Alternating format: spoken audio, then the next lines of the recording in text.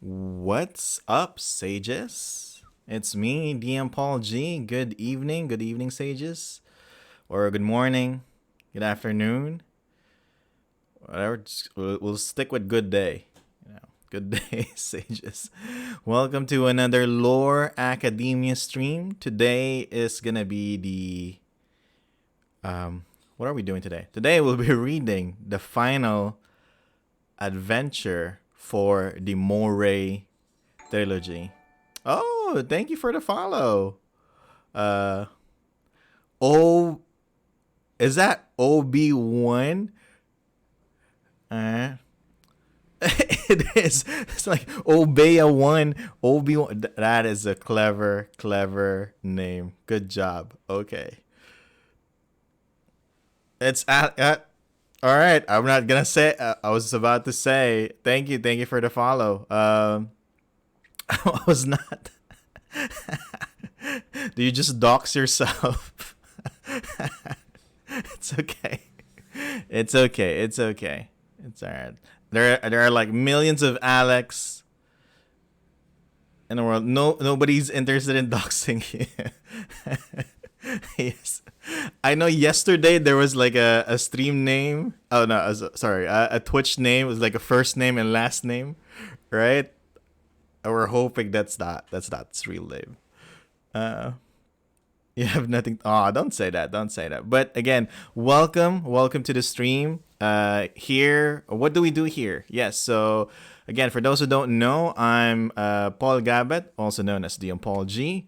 I write adventures for Dungeons and Dragons. Most of it, if not like 99% of it, are like Adventures League, which is the organized play system for D&D 5th edition. Let's fix my camera for a bit here. There we go. And I'm also one of the storyline coordinators for the Moonshae Isles under Baldman Games, together with Savannah Houston McIntyre, who is, again, we read it yesterday. We saw her adventure. It was just like A+ in terms of how well written that adventure was. So, yep. Am I jealous? Am I a bit insecure? Probably not just a bit, but I'm happy because she's one of our she's my partner in creating stories for the Moonshae Isles. So that means even if I mess up, she's the one that's gonna save us all. All right? So, there. I'm putting pressure on her. What else are we doing? Yeah, so that's what I do. And here in our stream, what we do is we read adventures. Yes, we read adventures more specifically related to the Moonshae Isles, because we, as lore sages, we want to know more about the Moonshae Isles. Get all that. Is it metagaming if I listen to the lore? Not at all. Not at all. Actually, this is good for you, because if you play Moonshae Isles Adventures campaign, then you'll learn more about the Moonshae Isles. You get to appreciate it more. And if you're not playing these adventures, then you're good. If you're playing the adventures itself, which I don't think you are, Obi-Wan, then you have no problem. You're good. You're good. Okay? Savannah guest appearance when? I have to ask her. Right now, we are busy editing adventures for our new storyline. That's a series that's gonna come out or premiere at Winter Fantasy in February 1st to 5th. That's gonna be, it's an in-person D&D event that's happening in I forgot. That's Fort Wayne, Indiana. Yes, Indiana. That's the correct state. God, it will really suck if we send people to the wrong place. Yes, Fort Wayne, Indiana. Not Indonesia. Okay. Yep, that's gonna happen. I have to go. There's a recording. Go ahead. No problem. Thanks for dropping by. I'll see you soon. Hopefully. All right. And yeah, where was I? Yeah, Winter Fantasy. All these new storyline adventures, 7 of them, 6 tier 2, level 5 to 10 adventures, and then one epic multi-table adventure, all premiering Adventure Fantasy. The storyline is called Moonshae Isles Malefic Delusions. So, there. And then what else is happening today? Before I start reading, later, today's the 3rd, right? So January 3rd, later at 9 p.m. Eastern. Hi, Rako. Hello. Thank you for the follow. Wow. All right. They're getting visitors. I'm thinking she's... Rako is like, are you one of my players? I think so. Am I gonna reveal who that person is? No. Okay. But yes, thank you. Yeah, that's me. Yay. Great. Okay. Good to know. Well, that just proves how awesome my circle is, because I have like a group of friends, players, family members, and they just go here, drop by, watch, give a follow, and that's it, right? Even if they have no interest on what I'm doing here, they're here. And then those who are actually interested in what we're doing on stream, you stick around. So that's super cool. Okay. So yeah. What was I about to say? Later, 9 p.m. Eastern. So that's January 4th, 10 a.m. Manila time.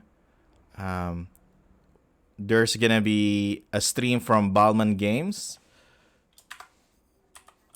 Is it like this? No, it's not. What's the command? I forgot. Balman Games. Oh no. BMG stream? I forgot what it is. BMG stream? There we go. Yay. So later at 10... Crap, I forgot. 9 p.m. Eastern time. And then the following day, 10 a.m. Manila time, there'll be a stream for the Moonshae Isles. It's called Moonshae Isles Castle of Skulls, together with some really cool people playing with me. I'm the dungeon master there. It's produced by Ginny Loveday, together with Spencer and Ted, and we have some really cool people playing with us. We have Jess Penley, we have Gwendolyn Marshall, we have Todd Shreve, Graham Ward, and Chris Gideon. They're all like super fun people. If you have the time, watch us later. Yes, later or tomorrow, depending on which side of the world you're at. And yes, that's it. Also, I'm looking at Twitter. Something happened to Jeremy Renner, Hawkeye. What happened to him? We must protect him at all costs. Right. I just saw it like before I started the stream, so I don't know. Like, they're worried about Jeremy Renner. A snowmobile hit his leg. Oh crap! I hope there's a Formula 1 guy that died.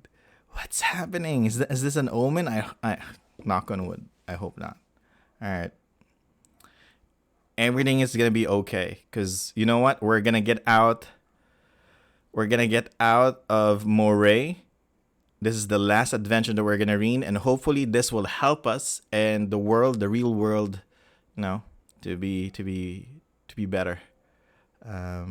Sending that energy from the Moonshae Isles here to the real world. Yeah. So anyway, let's stop and go and read this adventure that we have, which is no black blood energy raffle. No, it's not. Doesn't work yet. One day when we get sponsors, they see this. Oh, look at this guy just reading adventures on stream. That's all he does, and then spouts nonsense every now and then. Soon, soon we'll have that.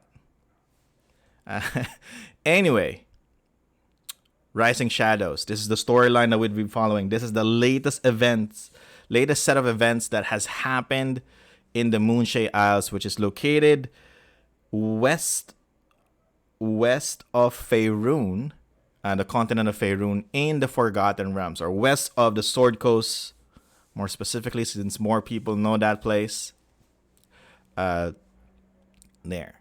And the Eye in the Mist. This is the last one. It's an Adventurers League adventure. That means you can play this in any AL legal table, or you could just add it as a side quest for your home campaign.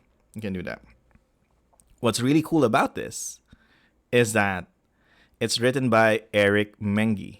Eric Menge is the overall story lead for the Rising Shadows. He's basically the guy that me and Savannah replaced. You probably, you know what? I'm sick and tired of this. All the face causing trouble. So you handle it now.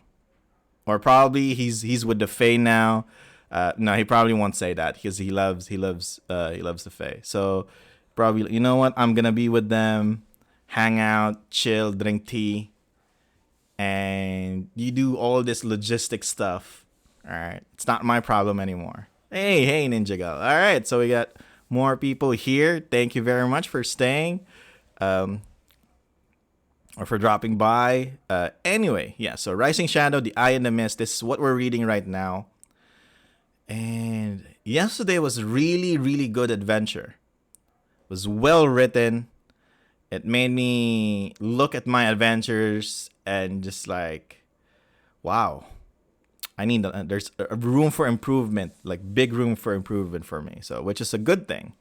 But here, let's see if this is on par, better, worse. We'll go through this experience together as fellow sages, D&D lore sages. Okay, Eye in the Mist. And there's a Stonehenge here. Yeah, that's kind of like the logo for the Rising Shadow storyline.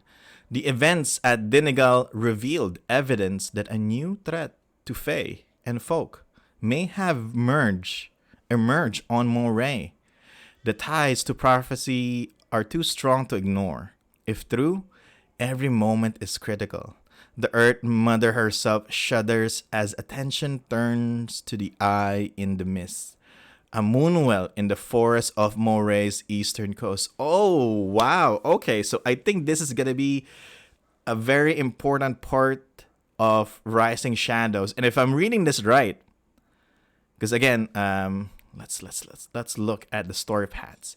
Here, we started at Moon 1, and then Moon 1-1, and then right now we're on the left side, or your right side, I think. We're in the Moon 2 series right now, and every circle here, except for the Moon 1s and the Moon 20s, I think, are all trilogy. So there's in Moon 2, there's 3 adventures. Moon 3, there are 3 adventures. So they're all trilogies. And there are 60 or so adventures until you get to Moon 20. And if I'm reading this blurb right, that means the Rising Shadows, everything started in Moray, right? The events at Dinigal revealed evidence that a new threat to Fae and folk may have emerged on Moray. It is Moray. It is the Isle of Moray. That's the problem. So this whole thing, there's 60 adventures, this whole really, really big storyline. It all started here, right? Of course, they'd start there. Yeah, it's easy to get without notice. Yep. And yesterday we talked about the Moonwell, which is, again, kind of like the window of the Earth Mother, a primal spirit that's being worshipped here. Majority of the folk or the people in the Moonshae Isles worship the Earth Mother. Earth Mother is the land itself, kinda. And she can see through the material plane through these moon wells and give her blessings, her magic power. So the waters in the moon wells are magical in nature. But we saw some, like, we read some black blood tribe kind of sacrificing people to the moon well. So that means either that moon well is corrupted or something's going on there. And today we're gonna find out what's really happening at that moon well, because the Eye in the Mist is actually the name of that moon well in Moray. All right. Nicemis is here. Still have two people that have like perfect attendance. So good job. I salute you both. What's a moon well anyway? So a moon well. Actually, we can pull up a source file for this.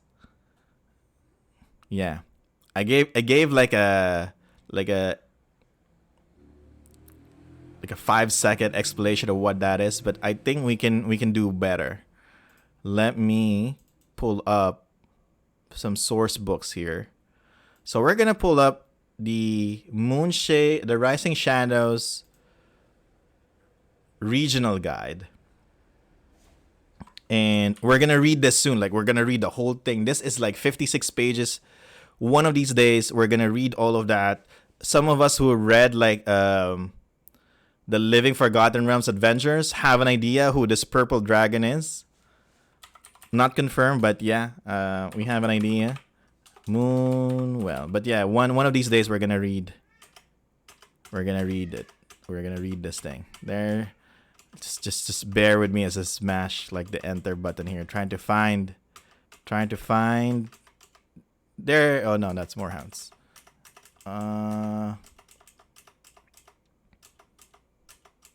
Where is it? Oh, that's it. Did we miss it?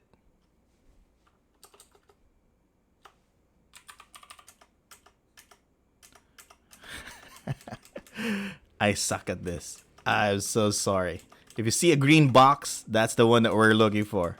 Druidic Groves, Storm Maiden, Moonwells. All right, I found it.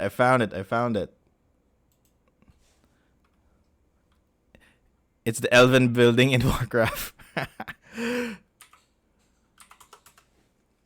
Here. Moonwells. I'm gonna remove you. Gonna move here. We're gonna zoom some more. Moonwell. So moonwells are spring-fed pools of fresh, clean water that exist in various locations around the Moonshae Isles.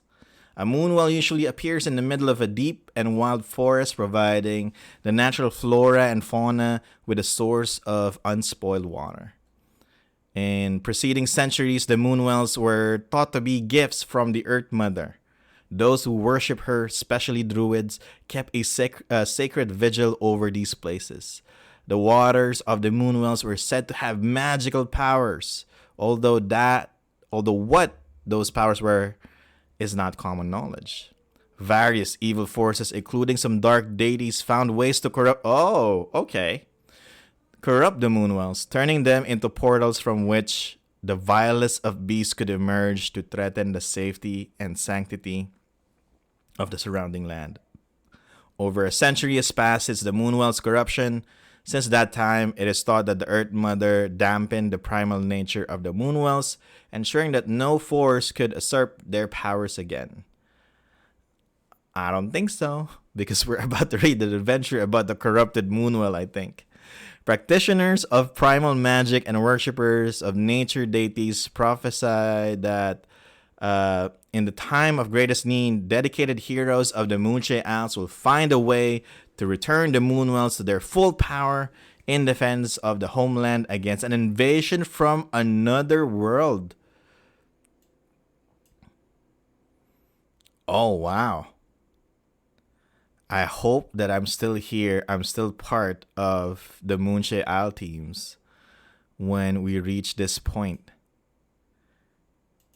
We're going to have like isekai heroes coming in trying to fight trying to fight uh, uh, people in the Moonshae, and they think they're heroes or isekai villains coming in here. Yeah. So that's the definition of the Moonwells. And something is happening in this particular Moonwell called the Eye on the Mist, and we're gonna find out what that is. Okay. Adventure Primer. So what's the code that we have here? Blood and rage. These will waken the great Kasgoroth. Then we will awash Moray and slaughter. All will be prey to us. We will hunt and we will feast. Count the shadow of the beast. Okay. Yeah. It's gonna happen. I think that's how it's gonna work. People from another world will come here to the Moonshae Isles and start, beating people up, beating monsters up, and they think they're heroes. And we're all gonna try to save the Moonshae. All right. So adventure background. This is a long one. The Black Blood Tribe is a band of Malar, the Beast Lord, worshipping lycanthropes who has unleashed the howling disease on Moray. We learned about the howling disease yesterday. I'm gonna upload the VOD on YouTube, hopefully today or tomorrow. This mutated form of lycanthropy not only infects humanoids, it also transforms Fae into shadow creatures. The source of the howling disease is the Eye of the Mist, the Moonwell of the Tartwood on the northeastern coast of Moray. Moonwells are holy pools of water sacred to the Earth Mother, the primal nature spirit of the Moonshae. A definition is right here. Linnet, the druidic steward of the Moonwell, had latent black blood, inherited natural-born lycanthropy. Oh, okay. She fought against her tainted legacy, but the call of the moon and rage was too strong. On a recent full moon, Linnet lost the fight, and the beast within emerged. Isn't Linnet like the name of what's that game? Valkyrie Profile, like the lead in Valkyrie Profile. Have you played that game, or am I too old? I think that's like a PS1 game or PS2 game. Yeah. Oh, that's Lennet. Close enough. Close enough. All right. She fought against her thin. All right. The Black Blood Tribe used the transformed druid to summon Kaut from Shadowfell. He has taken the form of the Shadow of the Beast, and the Black Bloods believe Kaut is a servant of Kasgoroth, an aspect of Malar who wishes to destroy the balance of nature in the Moonshaes and is sometimes known as the Beast. Think of Kasgoroth as like, if you watch Naruto, again, I'm sorry if you're not if you're not a fan of anime and stuff. I'm gonna be talking a lot of anime references here. If you watch Naruto, think of Kasgoroth as like a tailed beast. It's just this massive energy, which is kind of like the avatar of the land, something like that. And this one is just, wherever it goes, it just causes pure destruction. And I think Kaut, they're saying here, Kaut is gonna be like that person or that ninja that gets possessed by the tailed beast. Kaut is Naruto basically, but in truth, Kaut serves a different master from Shadowfell. So Kaut is a Jinchuriki. Yes, exactly. We'll see. I'm just reading the background. I'm trying to make a connection. But it says here that Kaut is not serving Malar, it's serving somebody else. From the Shadowfell, whose true nature has not been revealed yet. Kaut used Linnet's body as his shell in the mortal world. Oh, I don't think Kaut is not it. So Kaut is the shadow of the beast. So the beast is the strongest tailed beast out there, right? Kaut is like the weaker tailed beast. And then possesses Linnet's body. So Linnet is the Jinchuruki. Linnet is Naruto here. As his shell in the mortal world and push her spirit into the Moonwell where it was lost beneath Kaut's rage, hate, and hunger. He then corrupted the eye in the mist, transforming its healing powers to create the howling disease of the Black Bloods that the Black Bloods have spread through Moray. Kaut intends for the howling disease to sow chaos among the Fae across the Moonshaes. Wow. And so what do we have here? So the Eye of the Mist is the Moonwell in the northeastern forest of Moray. It is tended by the druid Linnet, but then she was possessed. Okay. Heel, the ugliest hag. Heel is a green hag who suffers under a Seelie curse. Seelie are kind of like the good, well, not really good, but you know they're better than the unseelie Fae. So, Seelie is kind of like generally terms like the good Fae, right? Her coven expelled her, and she dwells alone in Tartwood. She seeks sanctuary from Linnet. Okay. Hey, Justin, thank you for the follow. Okay. Paano sa middle lang sila? I'm not sure. Hi. All right, the more reasonable Fae. Yes. There we go. Yeah, I know. We probably have to go to Wikipedia to get that explanation. Count. All right. Oh, I'm explaining it. I'm saying it right, except for the th part probably. But Count is a servitor of a secretive master from the Shadowfell. So Kaut has a boss. Kaut is not the BBEG. All right. He has taken the form of the shadow of the beast, kind of like Kasgaroth. All right, and managed to possess Linnet through her tainted black blood ancestry.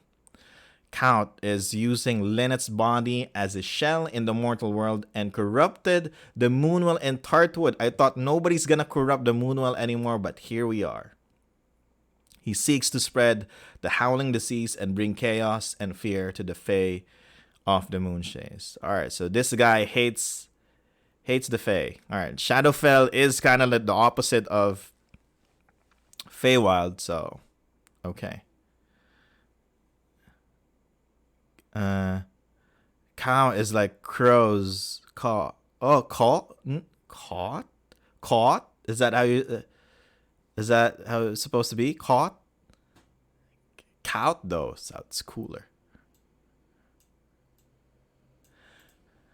Isn't it with pronunciation guides? You say it like how it's supposed to sound. I'm saying that wrong. I don't know the right term. It's like it's not saying. It's at the tip of my tongue. Cow. All right. I really like you said it originally, bro. So, all right. So I thought I was right, but then I'm wrong. All right. Caw. All right. Caught. Yeah, I see it now. Caught. All right. So let's go with caught. If that's the right one, we'll go with that. Again, that's why we're here. So caught. It's a bit hard on my throat. That didn't sound right, but yeah, we'll stick with it. Caught. Yeah. Yeah. Okay. Anyway, caught is using. All right, we read that. So Linnet Kincaid. Kincaid. All right. Kincaid, we've read that name before. I think it's not in our notes here. It's in the notepad one. Ooh, where is it? Kincaid, I've read that name before. I read that. As a Filipino born and raised, my throat is far beyond repair. I know. Um, where is it? Living Forgotten Realms notes. Kincaid. The Kincaid. If we when we read Moon 1-6 in the Living Forgotten Realms, this is like the 4E adventures that we read like few weeks back. Kincaid royal family are the rulers of Snowdown before Lady Eliza Darrison captured and imprisoned them. So the Kincaid family are the rulers of Snowdown before the Omnians took over. All right. So before we continue, so you're right, it's pronounced like the Valkyrie profile MC. Lennet. Yeah, Lennet Kincaid. Yeah, Lennet Kincaid. So it's not Lennet, it's Lennet. All right. Lennet Kincaid. This is good stuff, right? You need to have those pronunciation stuff here. Anyway, before we get confused, like what the heck is going on, let's open the map. We are now in Moray, the Isle of Moray, and so last adventure was here in Donegal, and now we're going here to Tartwood. As you can see, there's a moon symbol there. That means there's a moon well, and that's probably the eye in the mist moon well, and that's probably where the adventure will happen. Okay. Kincaid, the name of the druid that takes care of this moon well, is named Lennet Kincaid. Kincaid family, royal family, were the rulers of Snowdown. Let me zoom out. I think that's so we can have a better view of the Moonshae Isles. All right, so here we're in Moray, and then we go down, we go east, and here in Snowdown, they're the rulers of Snowdown before it was occupied by the Omnians, who are in the continent of Faerun far east. Okay, and you can see there's a moonwell here as well. Oops. That's like a bad circle. There you go. So the druid in Moray has connection to Snowdown, and also the fact that she has black blood or she basically has like lycanthropy inherited by being like from black blood members, probably your father or mother, whoever. This is pretty interesting, right? Good lore. You're right. So Lennet is the druid of the eye and the mist. A dark legacy from her ancestry allowed Caught to possess her. Her spirit is now lost in the mist of the Moonwell. Okay. Good night. Thank you for dropping by. See you soon, hopefully. Snicklet. Oh, we have a new one. Snicklet is a quickling who serves heal and acts as her intermediary and messenger. And then we have Tartwood, often called the Veiled Forest. Okay, I think that's important. So we'll write it down. Tartwood, also known, aka the Veiled Forest. Tartwood is a mix coniferous and deciduous forests in the lowlands of northeastern Moray. At its heart is the Eye of the Mist. All right, those are like big words for me.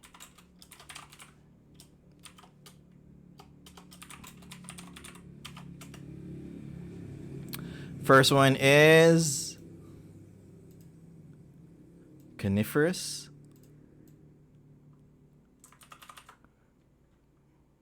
Pine. Coniferous is pine, and leafy deciduous trees. Wow. All right. Wow. Chat is like nice. I'm gonna believe what chat says. It's not advisable if you're a streamer, but you know what? I believe in my fellow sages. So we're gonna go with that. All right.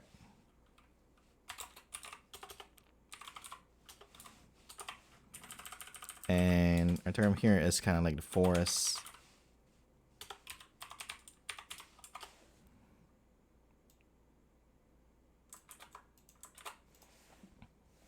Okay.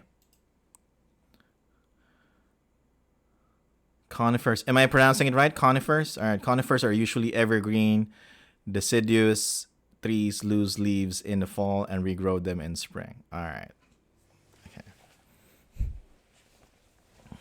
We don't have fall here, and we just have summer and rain. That's it.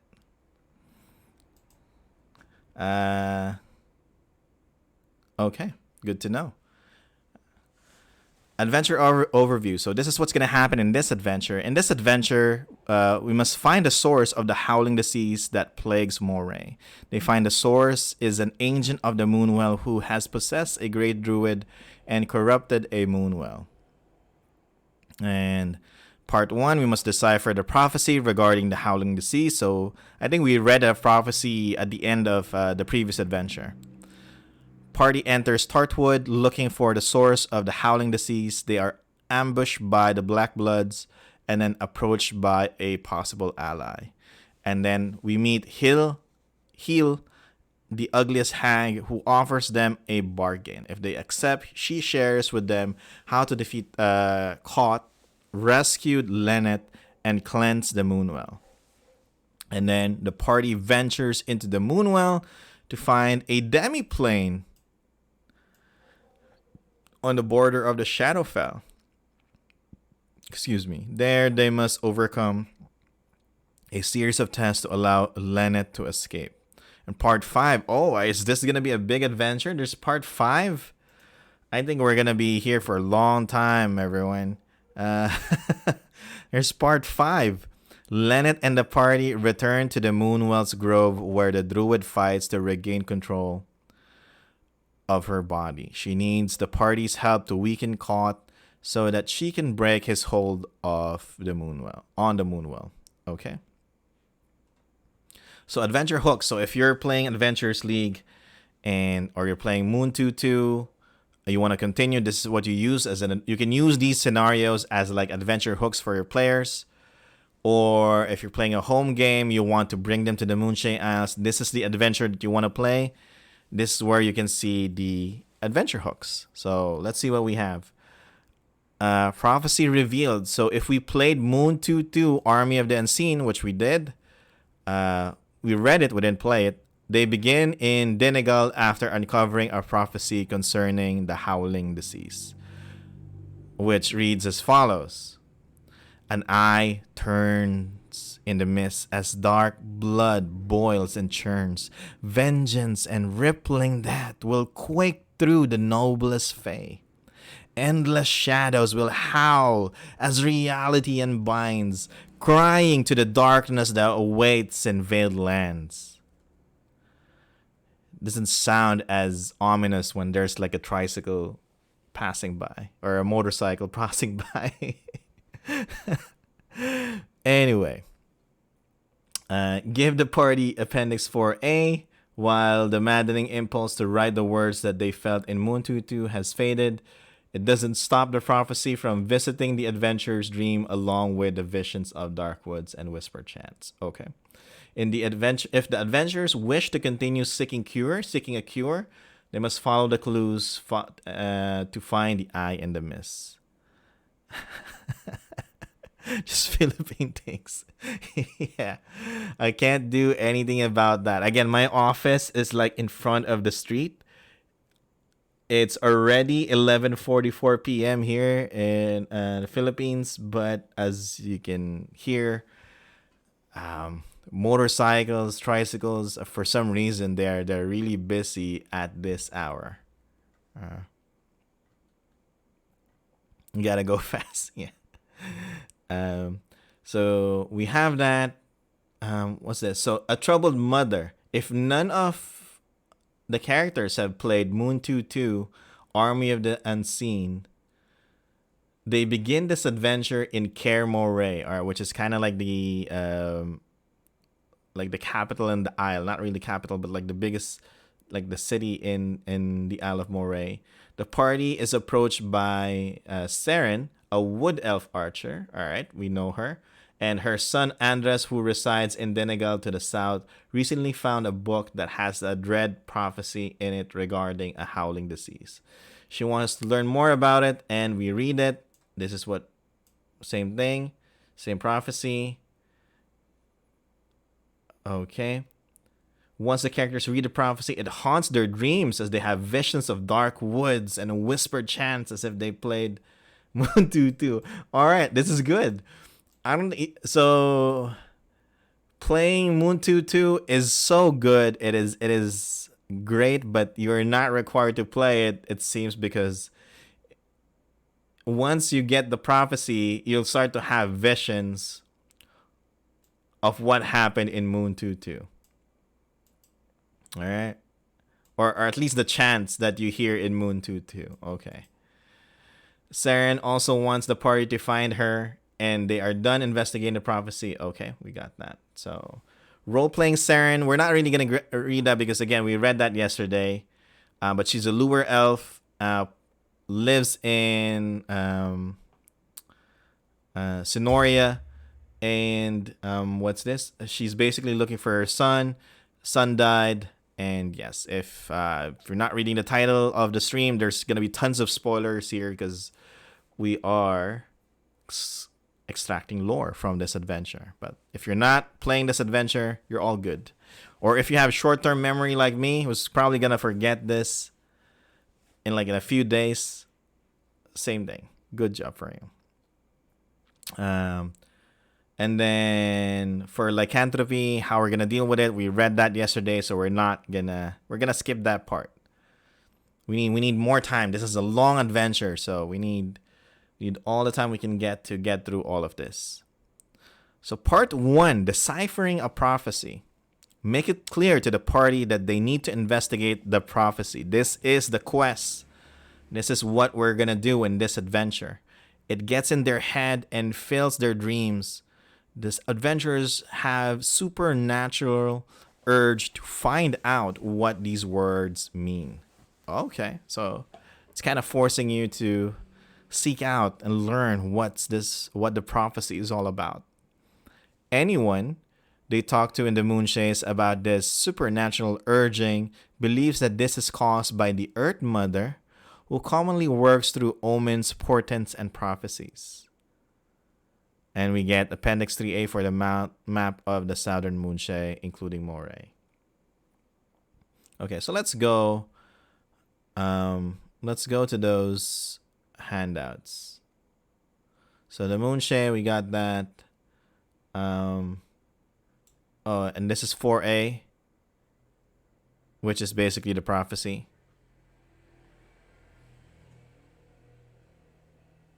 Okay. All right. Take a screenshot if you need to. Let's know if it's needed later on.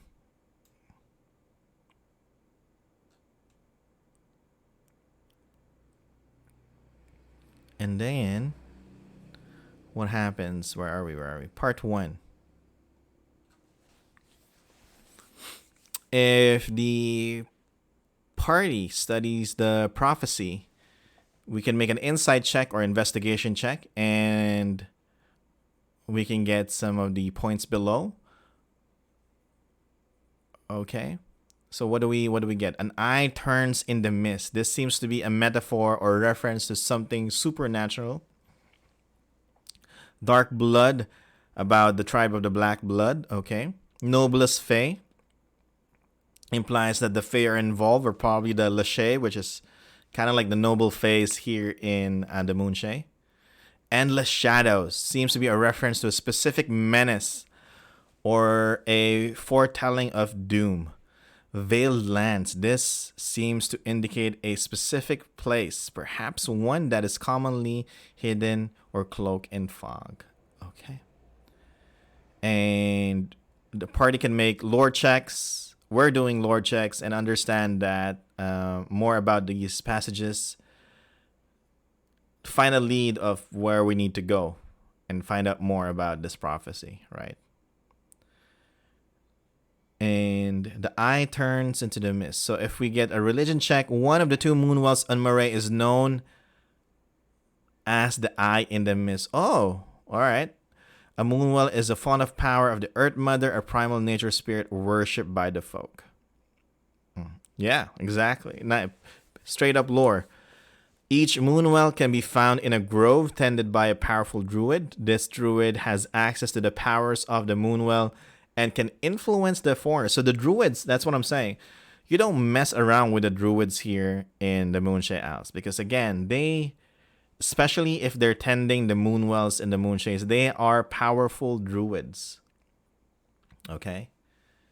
So they're not like the typical, I change into a brown bear and then fight. No, these are like upgraded, super powerful druids. Okay. Don't mess with them. If you see a druid in the Moonshae, make sure you interact with them and treat them with respect. The Eye of the Mist is tended by a druid, Lennet. She is a quiet woman who recently assumed stewardship of the Moonwell. Who assigns these moonwells to the druids? That's a question that I have. Is there like a Pope druid that kind of like, all right, you're now the great druid of the Eye of the Mist in Moray, or DMPaulG, you're now, as a druid, you're now assigned in Moray, which, because then again, if I'm a druid and I'm a local of the Moonshae Isles and I've been assigned to a moonwell in Moray, I'll probably ask like the Pope druid, or whoever's assigning these moonwells to them. Can I be assigned to another moonwell? Not in Moray, please. Right? But I guess they don't have a choice, or they chose. Lennet having black blood ancestry probably chose to be assigned here. Let's see. Dark blood refers to the black blood tribe. There are lycanthropes. The black bloods are an extremely powerful faction on Moray, bringing terror throughout the island. Yes. Again, no camping, no hiking, no strolling outside the walls, city walls. Don't even try to live outside Kaer Moray because it is super, super, super, super dangerous. All right.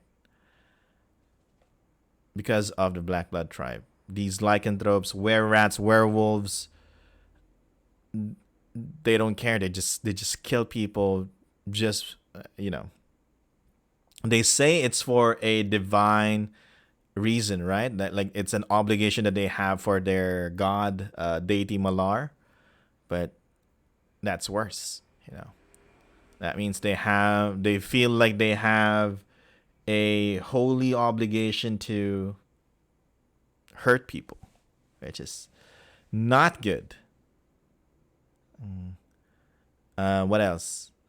The Black Bloods are dedicated to returning Kasgoroth to the Moonshaes and ushering in an era of feasting and destruction. Okay. Kasgoroth is a primal spirit like the Earth Mother who seeks to destroy the Moonshaes and slay the Earth Mother. So this is kind of like the yin and yang that we're seeing. It brings balance. Earth Mother is all about balance as well. So, but we see here that Kasgoroth is kind of like on the same level as the Earth Mother. Probably not. They're the same type. So they're both primal spirits, but probably the Earth Mother is way stronger than Kasgoroth, or Kasgoroth maybe way stronger than the Earth Mother. That's why she needs help from heroes like us. And then lycanthropes can only be harmed by silvered or magical weapons. They are also susceptible to spells. We talked about this yesterday and the other day. We're gonna get past that. Moonshae Isles have seen a drastic increase in Fae migrating to the islands from the Feywild in the past century. Tartwood is the home of many Fae, both good and evil. Most powerful Fae in the Moonshaes are the Lishae. the Eladrin noble of Sarafal. Okay. And if we look at the map, so where Paul, what are you talking about? Where's Sarafal? Sarafal is in the Isle of Gwenet. Okay. Which is east of Moray. And here you'll see so in 4th edition, they said that the island of Gwenet is off limits to non-Fae, right? The Fae have invaded the Isle of Gwenet and they just made it their kingdom. And the Lachey, which is like the most powerful Eladrins or Fae creatures here were Eladrins, they made this like their kingdom, the kingdom of Sarafal. And the one that rules them all is a Lachey named High Lady Ordalf. And the seat of power is here in this island right here in the Mirlock Lake called Carador. This is where they're staying. So the noblest Fae, if they're talking about the Lachey, they're the people, the Eladrins that are here. Okay. Good stuff. What else? Endless Shadows. Endless Shadows could be a reference to the Shadowfell. A numerous portals open to the Shadowfell beneath Citadel Umbra in Gwenet. Okay, let's open that map again. Where is Citadel Umbra? I need to...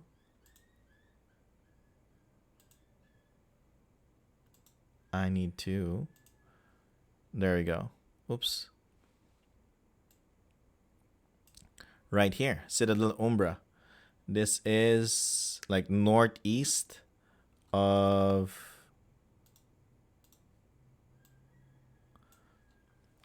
Gwen, like in the Isle of Gwenet. And yeah, it's in the forest of Winterglen. So the portals in the Shadowfell are opening here. So it might be connected. Moray, Gwenet, everything that's happening here. Is it like the dark fae of Winterglen that's kind of experimenting in the Isle of Moray? Since nobody cares about Moray, let's do the experiments there. Is that what's happening? Yeah, just theory crafting stuff. Veiled Lands. Tartwood, the forest on the northeastern shore of Moray, is sometimes called the Veiled Forest. The forest is almost always cloaked in mist that rises from the sea to the east. Tartwood is the site of the Eye in the Mist, one of the 2 moon wells in Moray. Excuse me. And then Tartwood has recently become a hunting ground for the tribe of the Black Blood and is a dangerous place to visit. If you're in Moray, that's already a very, very dangerous place to be in. But if you decide to go to Tartwood, which I think we will, then I think it's just asking to be hurt or killed outright. As they say here that Tartwood has become a hunting ground for the Black Blood tribe. Like, you're sure to see a member of the Black Blood if you go here. Oh boy. So finding leads. After studying the prophecy, so the part 1 is all about breaking down the prophecy, or breaking it down and then trying to figure out where we need to go, right? And after studying it, we should know more about the Eye in the Mist, Lennet, and Tartwood. And that means we can now go to Tartwood. If the party played 2-1, Moon2-1 Defenders of Kaer Morhen, and have a friend in Kaer Morhen Story Award, you can use that friend to give the party more information. Okay. If no one in the party has the Story Award, you can use an NPC from that adventure to provide them with more information. Okay, so we can ask more people here. Like all the people that we encountered in this trilogy so far. So we have Broderick. There you go. Broderick Nails, He's a large, jovial, balding carpenter with uh, with a work belt filled with carpentry tools. He also has a magnificent mustache. He enjoys physical competition and activities. All right. And then we have Sandra Taggart, known as the Lily of Caremore. Oh, I remember her. I remember this in Moon2-1, the Lily of Caremore. Yes. Sandra is a barkeep at the Darkening Moon. She is a full-figured woman who likes to play cards and drinks whiskey, especially the house whiskey. She's always up for trying imports from elsewhere. Okay. She loves to tell and hear stories. And then we have Tybee Gao. So glad she was in the trader last. I get right. Captain Tybee Gao is the captain of the Palisade Guard. She's a fit and tall middle-aged woman who has made a name for herself in Caremore. She's serious when on duty, but she is quite affable when off duty and known for her skating wit. Tybee loves to talk about famous battles, tactics, and martial arts techniques. These individuals have knowledge about the lore checks given above. So if for some reason the players don't get all of the information we read above, you can have these NPCs give you information. Okay? And they all direct the party to the druid Brighton. Okay? We have a new druid who can be found at his cottage just outside of Caremore. And they'll give directions how to find this person. Okay. All right. So Brighton can find at his cottage, which is on the goat farm just outside the walls of Caremore. You find Brighton behind his cottage caring for some goats. He's a young folk man with a long mustache and dressed forest green vestments. You notice that goats here all seem to be injured or sick. Okay. Brighton is a druid of the Earth Mother and serves as steward of Caremore and its surrounding farms. He is currently nursing some goats back to health.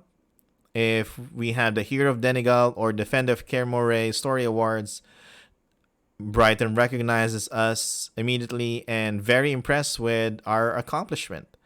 If asked how he survived Moon2-1, he answers, wild shape. Of course, turn into a little bird, a bee, or something. Any beast, low CRBs in the Monster Manual? Sure. Role-playing Brighton. Brighton is an earnest young man, devout follower of the Earth Mother. He cares deeply about the people and animals of Caremore. He's nervous in large groups, such as an adventuring party, which causes him to stutter. Same, Brighton. He has quite the green thumb and is great with animals, making him popular with the farmers in Caremore. You should be careful in Tartwood. Wolves hunt on two legs there. That's his coat. Okay. Brighton can tell the party any of the information from the lore checks earlier, okay? If we show him the prophecy, he tells us that they should speak with Lennet, the great druid of the Moonwell in the Tartwood. She would know more as she's a senior druid on the island. Oh, there's hierarchy with the druids. Or is it just when they say senior and they're talking about tenure, right? Like she's been a druid for a longer time than Brighton. We'll see. We'll learn more as we continue to read more Moonshae Isle adventures. Brighton has not heard from Lennet in nearly a month. These druids, right? They've been missing, not sending letters, not checking in and, just making sure that they're alive and doing well. Druid, senior druid, boss druid, right? Team lead druid, Operations manager druid. VP druid, do you have that also? And then like COO, CEO. Well, we'll see. Um, so what else do we have? Brighton has not heard nearly a month. Okay, check on her. He's afraid to travel to her with all the black blood raids, but your adventurers, why not, right? If the party agrees to seek out Lennet, he warns them about the Black Bloods. If none of the party has a silvered weapon, he loans them a silvered longsword because there's no way you're gonna be able to kill a lycanthrope without a silvered weapon. They must return it after the adventure. While he won't accompany them in the forest, he gives them a ride in his chariot. It's a Celtic style chariot and large enough for the party, to the edge of the Tart, which is about 10 miles to the east of Moray. What is a Celtic type chariot? We need to Google that. Celtic chariot. Is that the two wheels? Two-wheel type chariot? That's what I'm saying here.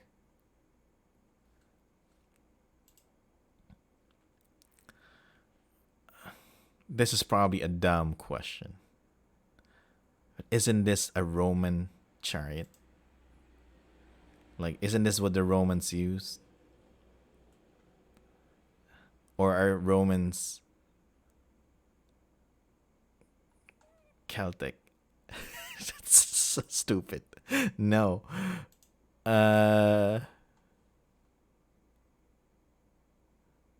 Oh, here we go. Did the Celts have chariots? Two-wheeled chariots drawn by a team of two horses are known both archaeological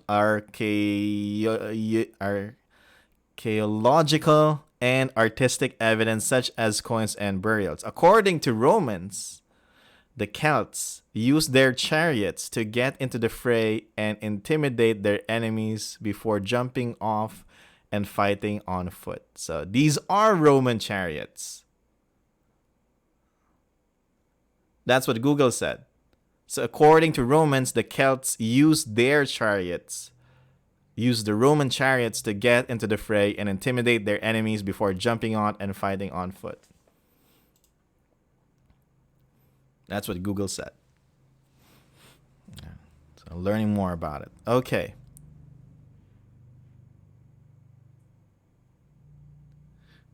No, didn't use the Romans. They used their own chariot. What?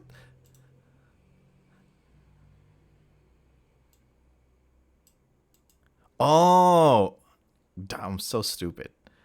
According to Romans, the Celts used their own chariots to get into the fray and intimidate. So okay, they didn't use the Roman chariots.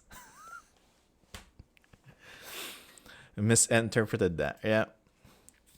That's bad. That's bad. If we're trying to learn about the lore and then like the inspiration for all of this and then we're misinterpreting everything that we're seeing, it's not good. It's a good thing I have fellow sages here in chat that can easily put me back on the right path. So the Celtic Sea. No, I'm not the Romans. I mean I was thinking the Roman chariot, right? Not the Romans. They didn't use the Romans. No, the chariot that the Romans use. I was thinking that the Celts were like, hey, Romans, that's a cool chariot you have there. You mind if we use them so we can intimidate our enemies? That's what I was thinking. But I read the sentence wrong in Google. Let's see. Where were we? Okay. So we don't know. So I'm guessing, yeah. What's the origin of this chariot? We'll leave it to other people to give us that information. We're not gonna dig super deep on that, or else like face the wrath of like historians. So Brighton is willing to give us a ride. I think I've played this adventure. Because I remember playing an adventure where I was riding a chariot. Let's read more. Let's read more of this. The party can purchase supplies in Kaer Morhen for an expedition into the forest. All supplies, player's handbook. All right, so we're not gonna read through that. Part 2 of 5. Okay. 30 minutes of play. In this part, the adventurers enter Tartwood to find a druid Lennet, and instead they find a forest filled with danger. Duh! Again. Black Blood Tribe, like the most dangerous place to be in right now is probably Tartwood if it's being used as a hunting ground by the Black Blood Tribe. Terrain. The land is heavily forested with a mix of deciduous and coniferous trees. That now we know what it means. Depending upon the precise location, the landscape is hilly as the island climbs from the shoreline to the central moors of the island. Weather. The weather is slightly chilly and overcast with occasional drizzling rain. The forest is constantly shrouded in mist and is lightly obscured out of 100 feet and heavily obscured past that. Okay, so we can't see more than 100 feet because of the mist. Dim light pervades throughout Tartwood. Okay. At night, it descends into darkness. Smells and sound. What do we smell here? Wet foliage, pine, and then smell of moss, rotten wood. Forest is full of creepy noises.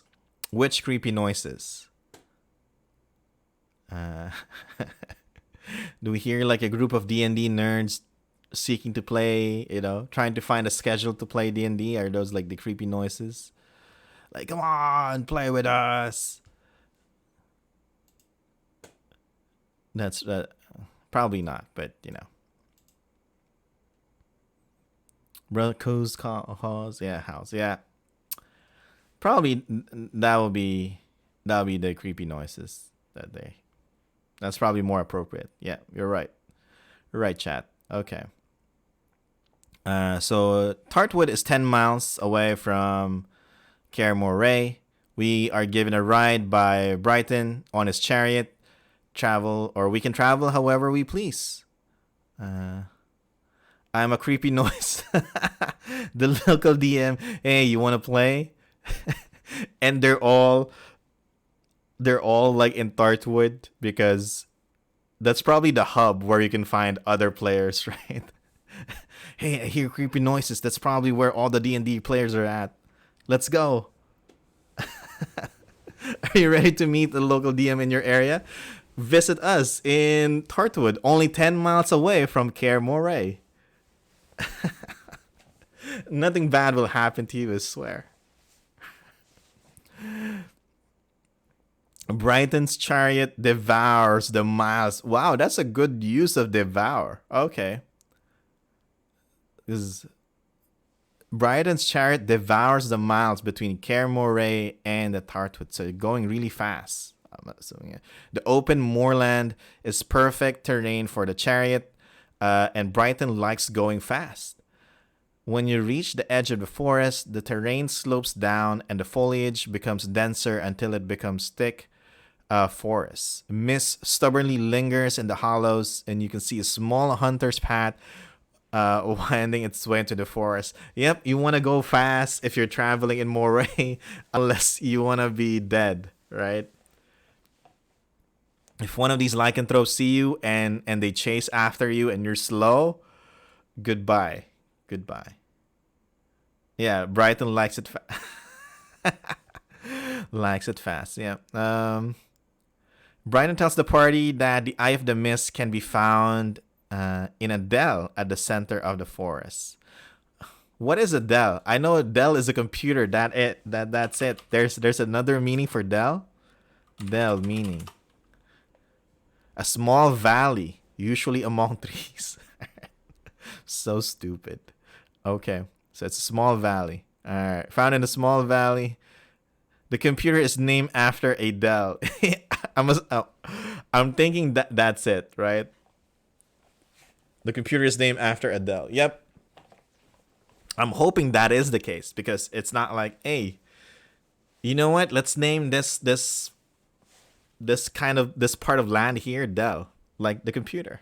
Yeah. So if it's the other way around, that's gonna be bad.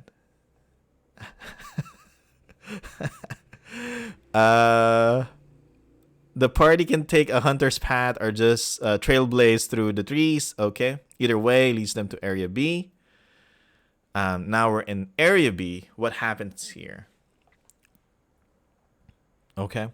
The narrow path twists and turns as it descends into the dark forest, following a wandering stream. Soon the light of the moors is gone, leaving you in a sorry. Is this twilight?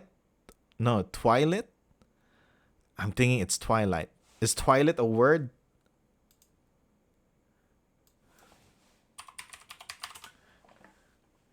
It is a word. Twilight. It is a word. Okay. As if by twilight. Okay. The period of the twilight. So twilight hours. Okay. Lit by twilight. Okay. Realm of trees and mist. So yeah, see how good this is for what do you call this? For us that have like English as a second language, right? Learn a lot of cool stuff. And the edge of the forest is innocuous. Man, so many big words here. And has an ethereal beauty. Because of all the water, everything is lush and green.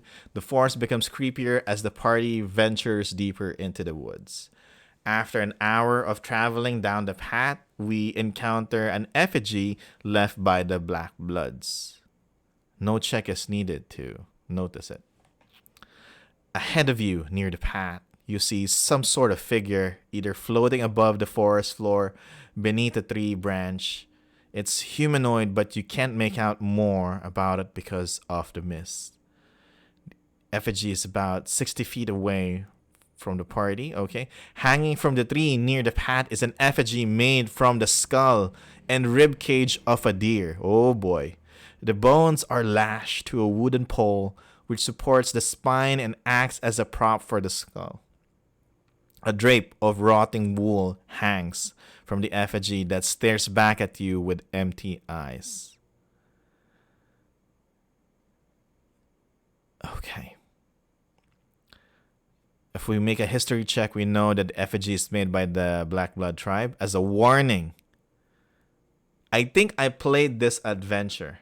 I think I played this on a stream with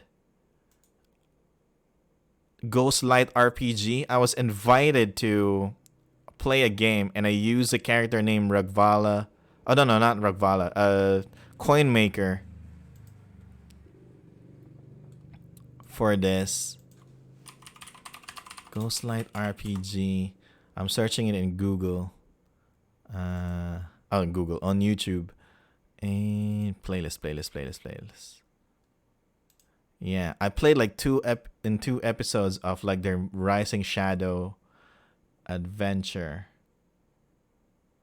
I did.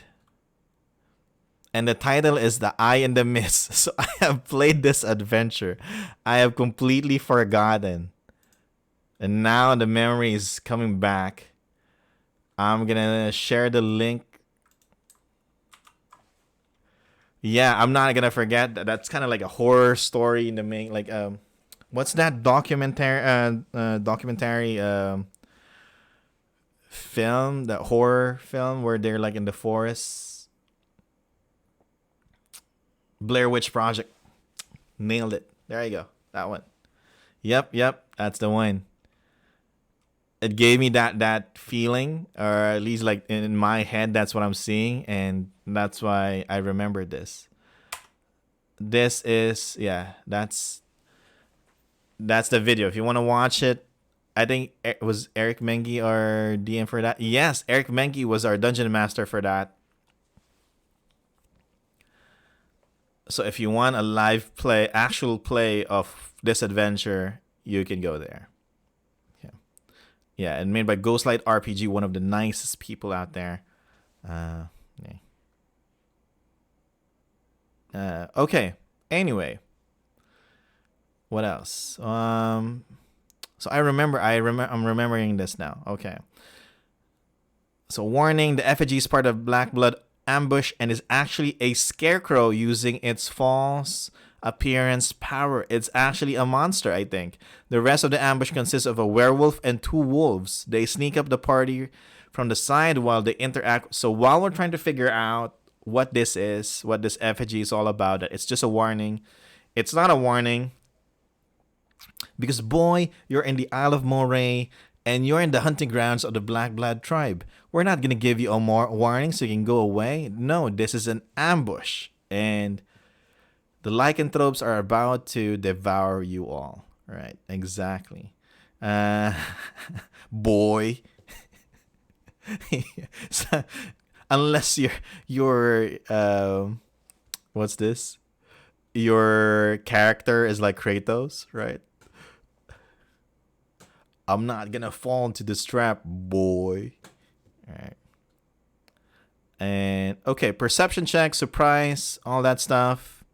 We're not gonna read on that too much because again, we're here to extract lore. When we see the wolves, this is what happens. Gliding silently through the misty forest are 3 wolves, their mouths open in an anticipation of the kill. The leader of the wolves is larger than the other 2 and appraises you with intelligent eyes. These guys know how to write. These writers are like, this is what I aim to be. This is at this level. Like when you read something, you can imagine what's going on the first read. You're doing good, right?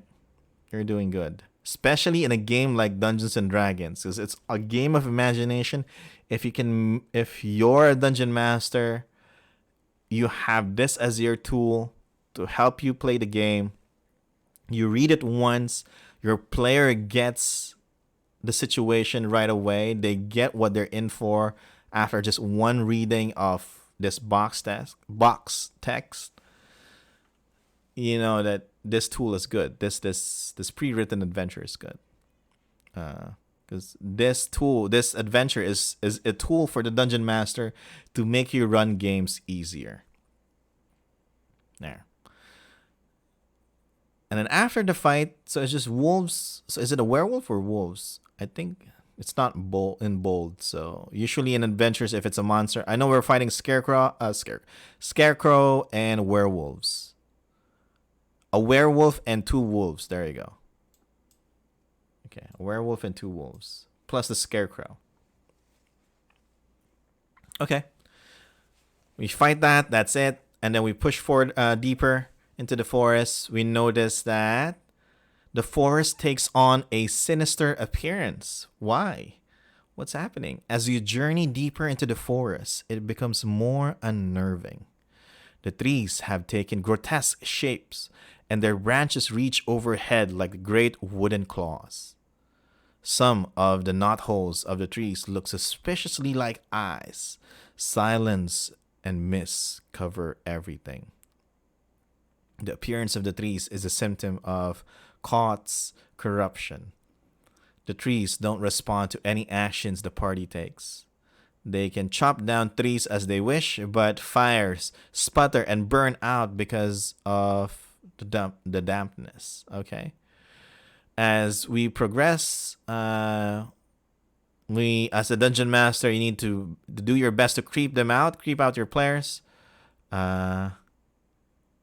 Use the following suggestions to make up your own methods to ramp up tension.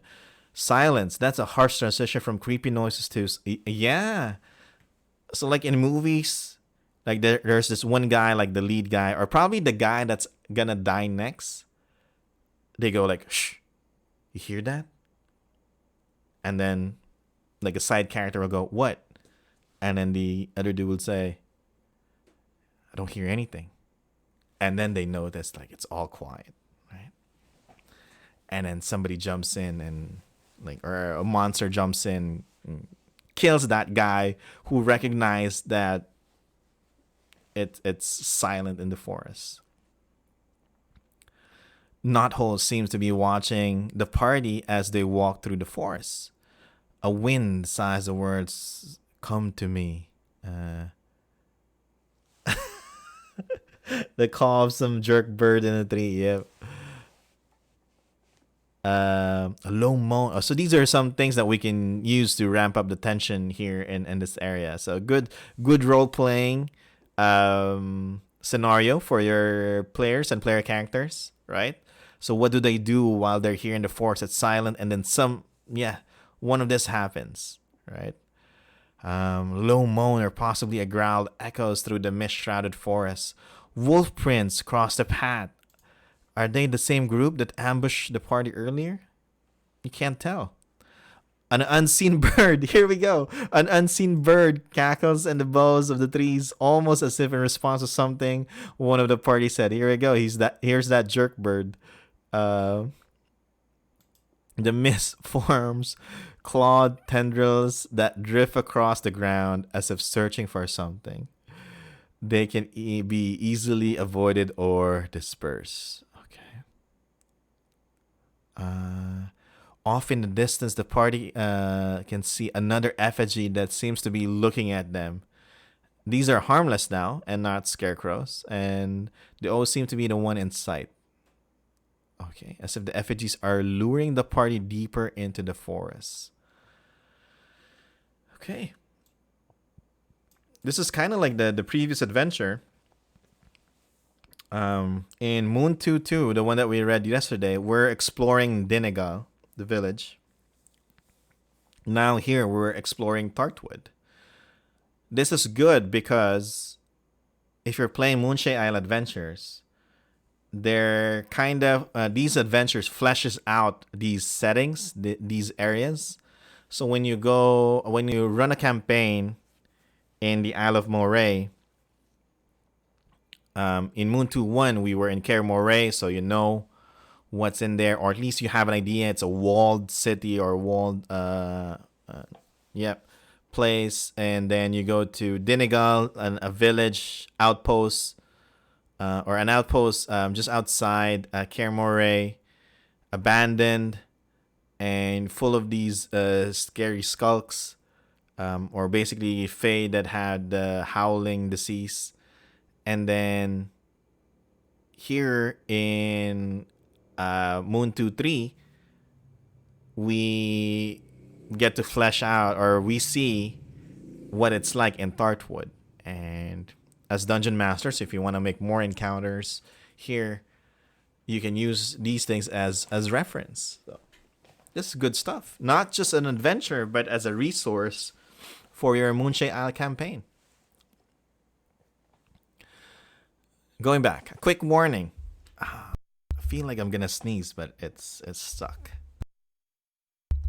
After a 2-hour walk from the ambush site, the party draws close to the eye in the mist, the moonwell that we need to go, where they are approached by Snicklet, a quickling and a servant of Heel, a green hag. She sent him to bring the party to meet. Excuse me. There we go. Finally, it's out. Snicklet. A Snicklet just made me sneeze. All right. She sent him. So the Heel, the hag, sent Snicklet, not Quicklet, Snicklet, sent him to bring the party to meet with her. His speed is 120 feet. He moves from a hiding place that far away to spot adjacent to the party in a single round. So a quickling is a tiny fae. Kind of like fairies. Let me see if I have you have like a definition here somewhere.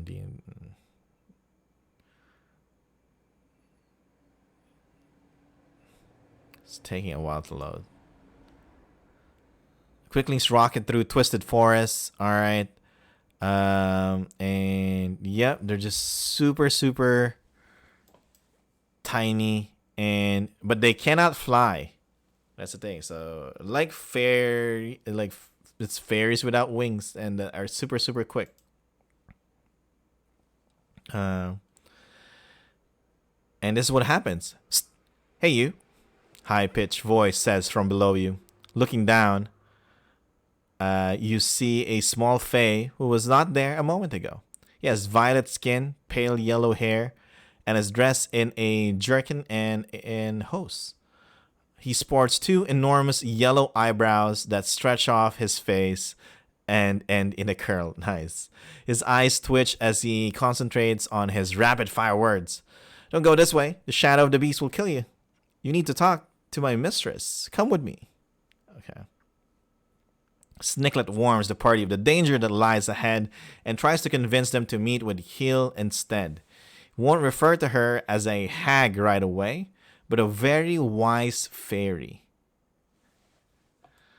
We need to remember that hags are actually fae.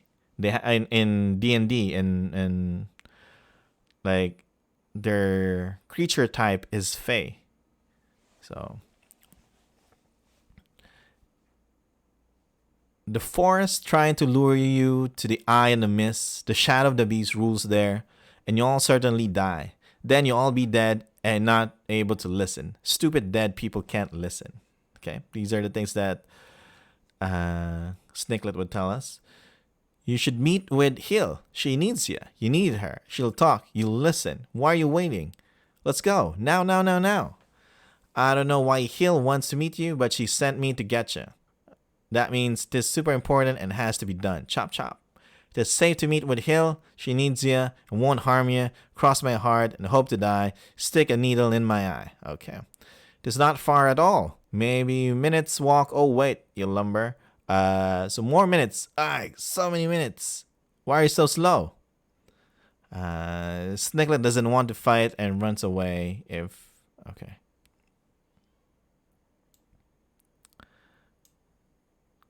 One, I'm amazed that Snicklet knows the concept of minutes during this time. This period in the Forgotten Realms. And two, Snicklet is Fae. So his words are very, very important. All right. His promises have meaning. And if a Fae tells you that someone that they will not harm, like they're telling you that this hill person needs you, won't harm you, and promises would, cross my heart, hope to die, stick a needle in my eye. If this is all a lie, this will happen, I'll stick a needle in their eye because that's part of like these promises, these words that the Fae mentioned. This is important to them. It's part of being Fae. So there. Anyway, those are the two things that I noticed. Role-playing Snicklet. Yeah, not just human fun words, but a real Fae promise. So if they say something like that, they promise you something, it's a big thing. That's usually how Fae Pack happens. If I'll wash. You'll never encounter dirty dishes ever again if you give me your voice. And you make that promise. You agree with that, and yep, that's probably what will happen if you lose your voice, and then the dirty dishes will still be there, but it's just invisible to you. Something like that. Anyway, going back. Role-playing Snicklet. Snicklet is a quickling, a Fae whose existence is hyper-accelerated, talks fast, constantly jitters and fidgets, and gets bored really easily. He craves constant stimulation. He loves smack talk and enjoys playing tricks on lumberlings. anyone that is not a quickling to entertain himself. All right. Bite my tongue till it's bloody. You're so slow, I'm dying of boredom, you wide bottom heifer. I like this. I like Snicklet. If you watch the video, the YouTube actual play that I stream, and you listen to how Eric Menge voiced Snicklet, that's gonna be funny. All right, so if we go with Snicklet, we go to part 3 of this adventure. If the adventurers reject Snicklet's invitation, Hill uses her power to influence the forest. Excuse me. Whether they are on the path or not, they find themselves at the hag's hut in part 3. The change happens gradually so that the adventurers only notice with a insight check. If no adventurers made a check, none the wiser, any efforts to avoid the hag's hut are fruitless.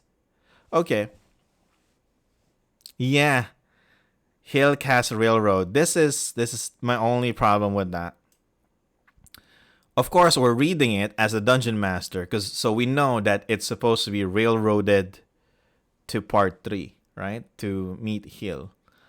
But if this is not delivered correctly by the dungeon master or just read as is, yeah, the players will feel that it is gonna be a railroad, and taking away player agency is gonna be a problem. Like, okay, I don't want to do this, but I'm still gonna end up there. Yeah, so there has to be like some sort of add-on here. Here they're saying that the forest starts to change. That's probably they don't notice that they're going to part 3 of the adventure until they do like an insight check. But there has to be like another form, because again, when we write adventures like this, it's always gonna be like a good chance. There's a big chance that it's like a railroaded adventure. You see the formats, those that have like flowchart. It's like a straight line. It's just go from part 1, part 2, part 3. But they have mechanics to make that. Like there's an illusion that it's not a railroaded adventure.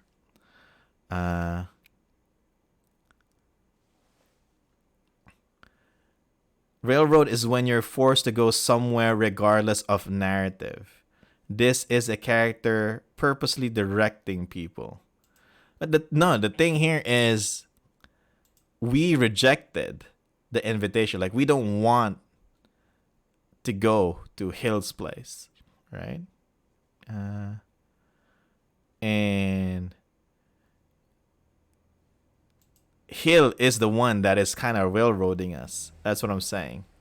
And but it doesn't matter if we say yes or no to Hill or to Snicklet's invitation. Hill is still gonna make us go to her no matter what. And if you remove that veil of, Hill is the one that is making us or forcing us there. But in narrative, the character is moving the story in that direction, not the DM. Yeah, no. That's what I'm saying. That's what, again, in the adventures that we play, what I'm trying to say here is, again, the adventures that we play, especially in short modules like this one, it's all kind of like straightforward, right? It's you're gonna be railroaded to go from point A to point B to point C to point D, or part 1 to part 2, part 3, part 4. But if you remove the narrative side of like how this is written, from a designer standpoint, this is it's too obvious that you're forcing people or you're forcing the characters to go in a certain direction. That's what I'm trying to say. Like, I might be wrong, but what's this? From my perspective, this could use a little more added mechanics to make it feel like the characters are not being forced to go to part 3. Because if you say like, okay, I reject Snicklet's invitation. I don't want to go there. Let's go somewhere else. I don't want to go to Hill. And then the DM says, all right, but as you continue forward, you see the trees start to bend and the path starts to change and you end up at the hag's hut. You know. And like that's the short version of it, basically. But basically what this paragraph's telling us is that, and then, oh, all right, so technically the players will go, oh, technically we have no choice. All right. We have no choices. Either if we say no to Snicklet, we're gonna get to Hill's place. If we say yes, we're gonna get here. So what's the point of asking? That's basically, or what's the point of giving us the choice? Is basically the thing that I'm not that happy with in this paragraph. Like, what's the point of having a choice if we're all gonna end in the same part, right? That's how it's supposed to be, but it's not as fun, right? At least for me. Probably for others, it might still be fun, but you know, we know that we need to go to part 3. But how do we get to part 3 without making the players say, "Why did you give me a choice in the first place?"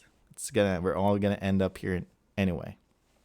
The illusion of choice must be maintained. Yep. That's my thing here. That's my 2 cents. Is that a hot take? I don't think that's a hot take, right? That's my 2 cents for that one. Because again, especially, you have new dungeon masters who cannot, or at least not used to adding stuff to pre-made adventures, like adding flavor, making this not look like a bait and switch kind of thing. So if they just read this as is to their players, the level of experience, the fun is gonna go down, right? And that's what we want to prevent. We want to make sure that these guys, the players and the dungeon masters, enjoyed their games. And as designers, we strive to do that. So there's probably just a little mechanic that I would add there, until I don't know, some puzzle that if they add some puzzle. So if they refuse, okay, we go a different path, and then we end up in a puzzle of sorts. And if we don't solve that puzzle, Hill arrives and offers to go with her, right? Or if we succeed in that puzzle, then something else happens. Or surprise, it's me. Another, like, there should be like something in between, but from the choice of saying yes to Snicklet or not, and then getting to the hag's place. We're gonna end it there. Okay, we're gonna continue to the part 3, because this is where we need to go. The ugliest hag. This is only for 20 minutes. The party meets Hill, a green hag who is suffering under a Seelie curse. Okay, she wants sanctuary in the Tartwood and is willing to help restore the Moonwell as part of a bargain to gain it. Okay.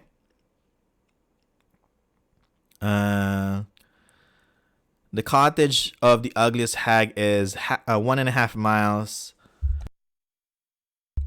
through the forest from the Eye of the Mist. When they first approach the cottage, this is what we see. You come across a hidden dell where the trees grow thick and the mist clings to the hillside. At the center of the dell is a cottage shaped like a giant toadstool with a tall and tapering cap. Windows pierce the cap at uneven levels, hinting at multiple stories inside, and there's a door in the thick stalk. Everything is damp and wet from the fog. The cottage of the ugliest hag has become a haven for the unseelie fae of Tartwood. It's the home of Hill, Snicklet, and 2 other quicklings, and half a dozen boggles. Boggles are these like the Funko Pop monsters? I think they're like the big head, small body monsters. Yeah, with long arms. Okay, they lurk in the fringes of the Feywild and are found in the material plane, where they hide under beds and closets, waiting to frighten and bedevil folk with their mischief. So these are the things that are like hiding under your bed, and you know when it's dark and if something falls under your bed, like your toy or stuffed toy or something, and then you try to reach it. This is the dude. These are the guys that kind of grab your hand and scare the heck out of you. Okay. So the boogles. Hags are fae, yes. Hags are fae. I mean, in D&D, in general, yes. Like, the creature type is fae. Okay. So these are all fae. Quicklings, boggles, and the hag. The other quicklings, typically unseelie fae. That is correct, yes. Snicklet leads the adventurers to enter the door. They can take any precautions they want. He thinks the caution is stupid and they should get on with it. You know what? Snicklet wants to get in fast, get things done. You know, inspecting the cottage. If we take the time to inspect the cottage before entering, we can do a perception check. Notice that the roof has dried mud splattered on it, but it's flaking off in a few places. We can pick off the mud to reveal a brightly colored red with white dots toadstool cap. Oh, okay. As soon as they do that, Snicklet runs over to cover the exposed spot with fresh mud and tells them that Hill won't like that and leave things alone. Why? What's wrong? I'm guessing that she's not the ugliest hag, like from the beginning. I'm trying to remember what happened in the game, but I don't think that she's been ugly like ever since. Like something happened to her. The inside of the cottage is small and cramped. Trinkets and baubles are everywhere. They fill nooks in the wall, cover tables, and hang from the ceiling. Some are bizarre, others are downright creepy. On the far side of the room is a fairy, who's peering into a cauldron lit by green flames below. You can't tell too much about her, as she's dressed in rags that cover every part of her body. Over her head, she wears a burlap sack on which there's a drawn face of a hag. Aww. I remember this person. Because I remember it not as a burlap sack. I remember it as a paper bag over her head. That's how I remembered it. And then with a face drawn on it. Like there's a Guilty Gear character. I think it's Faust, right? Dr. Faust or something. There's a Guilty Gear character that has like a paper bag on his hand. And I think Spider-Man has that costume too, with a paper bag on his head. And that's why I associated it with this hag right away when they said has like a sack over it with a drawing of a face. Okay. Hill is a green hag, part of the gloaming court. Okay? She was cursed by High Lady Ordalf of Sarafal. High Lady Ordalf is again the ruler of the kingdom, the fake kingdom of Sarafal in Gwynedd. And when the Court of Stars banish Grandmother Hag Orphania, the dread deeds in the Feywild, Orphania is the one that rules. What do you call this? Orphania is the one that rules the unseelie fae in Winterglen, that forest in Gwynedd that I showed a while ago here in Winterglen. In Citadel Umbra, that's the seat of power of the evil fae or the Miss Hag, Orfania. Okay. Ordalf Curse Hill with the beauty and demeanor of a nymph until such time as the mask becomes the face. Oh.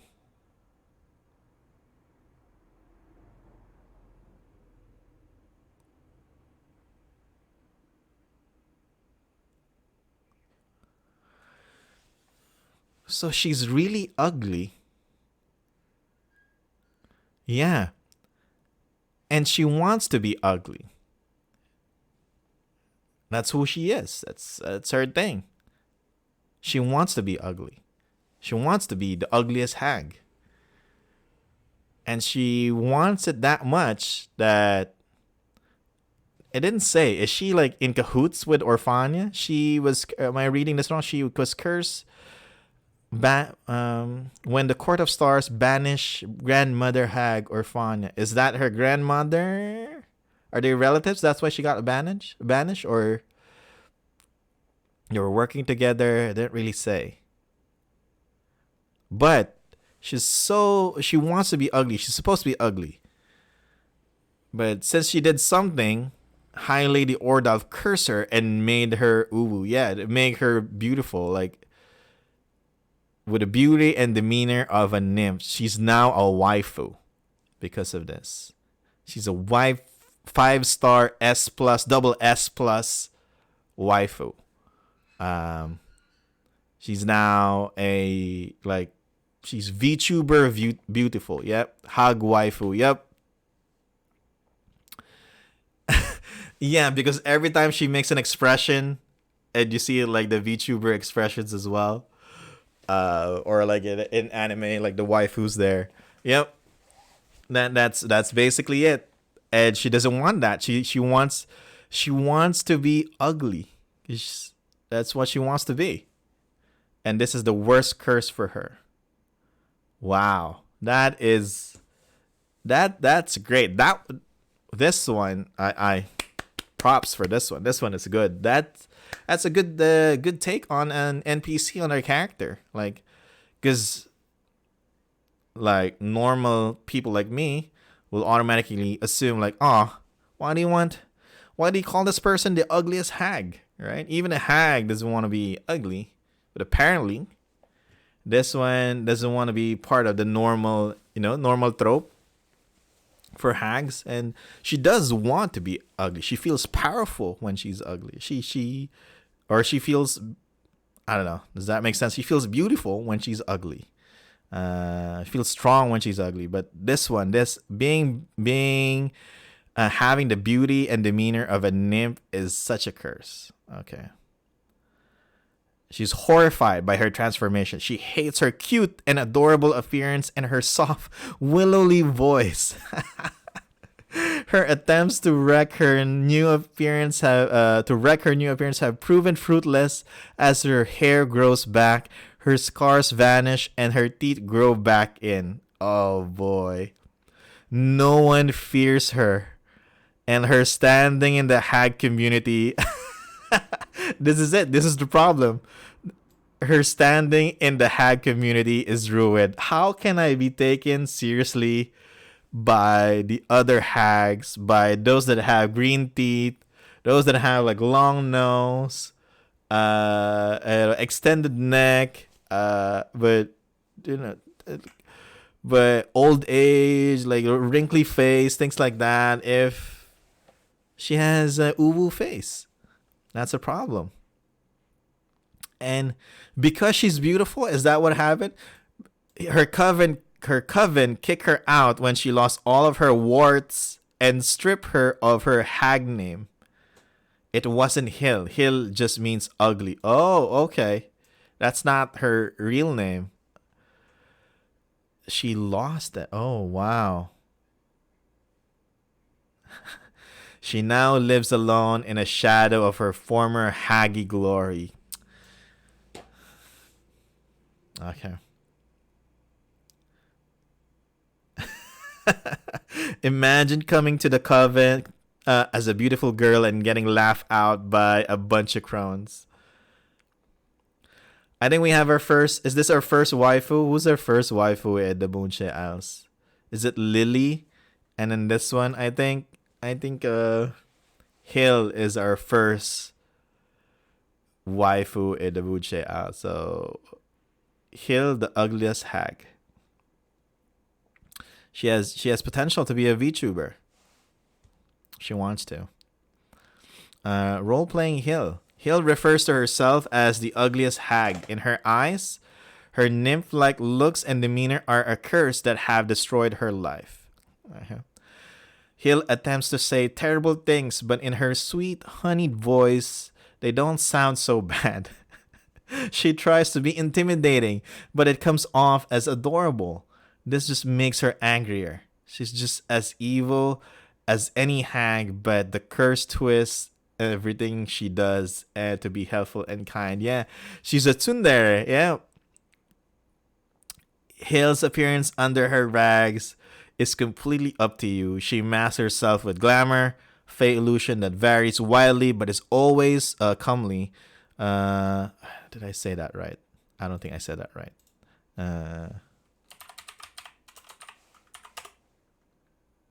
Comely. Yeah, I did. Okay. What's this? All right. And yellow skin with cotton candy pink hair. Grass green skin with black tresses. Anything is possible. Have fun. Okay. No, I must leave the sack on. My visage is too horrible for you to withstand. So imagine like in a conference of hags. Not a coven, but like if there's like a meeting of hags and everything is like drawn like European art style medieval portrait hags like drawing like in and then she comes in as like an anime drawn hag.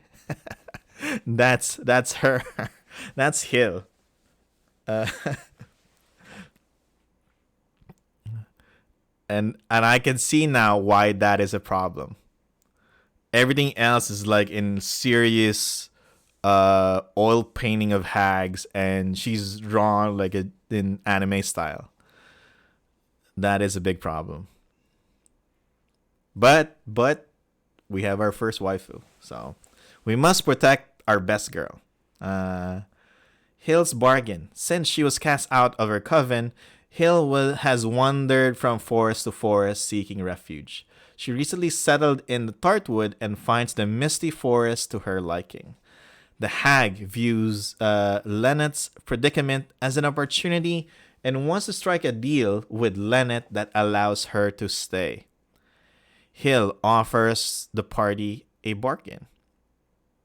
She'll help them rescue the Great Druid if they promise to champion her request for sanctuary to Lennet. They must solemnly swear. Again, words are important. Promises are important here in the Fae. For the Fae, they must solemnly swear that they'll advocate for Hill and do all in their power to convince the Great Druid to let her stay in Tartwood. She is a Great Druid. Okay. Not every character has to agree to the bargain. Hill is satisfied if only one adventurer does. Okay, so we're not gonna, as adventurers, we're not here to remove her curse. We just help her get a home, like be able to stay here. Because she's been moving around, can't find a place place to stay. Wants to stay here. Okay. In return, Hill offers to tell the party how to free Lennet's spirit and give them the means to do so. She's willing to offer the following to sweeten the pot with good RP and appropriate social checks. Okay, what is our best girl gonna give us? A recounting of Lennet's tragic tale. Oh, I want to see that. A magic potion which will protect them against cold. I think this is what I got. I got this potion when I played it. And then permission to take either a short or long rest in her cottage. The hag is willing to make any number of assurances to gain sanctuary, such as promising not to eat any babies or make gingerbread houses to lure in children. That's wow. That's good, Hill. But that's a very tsundere attitude you have there. Um, if the party asks about, she won't tell the party that, and will make it seem like a hardship on her part. Yeah. If they ask about the howling disease, Hill admits that it terrifies her and other unseelie fae. The disease hollows out the fae and turns them into shadow creatures. Okay. Make us has-beens, Nicolette adds. All right. Hill wants the disease eradicated but is unwilling to confront the Black Bloods directly, and she's afraid that she'll be infected. I think I just realized today that the people in Dinegal yesterday are actually fae creatures. Right? Like the citizens, the people of Dinegal are actually fae, and they got the howling disease curse, and that's why they become skulks. It's not like humans got the lycanthrope curse, and it's worse than lycanthropy. They got possessed and become fae. Like the possessed spirit is fae. It's not. I think, yeah. I didn't get that yesterday. Because here, the fae gets affected by the curse, and it makes them a skulk. Okay. Turning Hill down. If we turn her down, she's disappointed and dismisses them from her cottage. They can find the eye in the mist on their own. Just head downhill. Okay.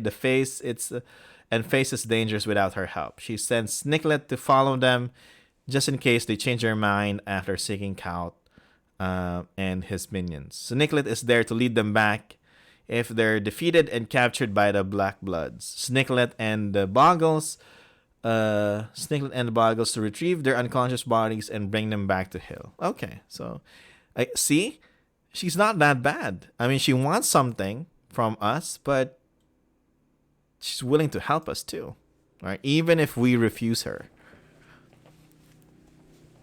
Best girl. All right, so this is the fairy. I didn't scroll it down. So this is the fairy tale. This is the story of Lennet. So Hill relates the following to those adventurers who agree to her bargain in her whispery, gentle voice. I cannot do like waifu voice, so I'm not gonna even pretend. While following is presented as bullet points, make it as natural as a tale, telling possible, and let the party ask questions. If Hill speaks, the liquid in the cauldron shows the scene of what she's describing. That's nice. I like that. That's good. So Lynette had a dark legacy unknown to her. She carried the black blood from a distant ancestor. All right, so it's not the parents. It's someone far older. Okay. The black blood surged within Lynette at the most recent full moon, allowing Kaut to possess her. Kaut killed Lynette's fellow druids and polluted the eye in the mist with their blood. Oh. Okay. He used the corrupted Moonwell to create or maybe summon the howling disease from the Shadowfell. Lynette's spirit still survives. Kaut needs her to maintain his control over the eye in the mist. So he banished her spirit into the mist of corrupted Moonwell. To free Lynette, the party must enter the Moonwell and rescue Lynette's spirit. Hill believes that Lynette's spirit will attempt to assist the party's efforts within the Moonwell. Look for clues and aid. Freeing Lynette's spirit should break Kaut's hold on the Moonwell, ending the threat of the howling disease to the Fae of Tartwood. It might help the folk of Moray some, but Hill doesn't care about that.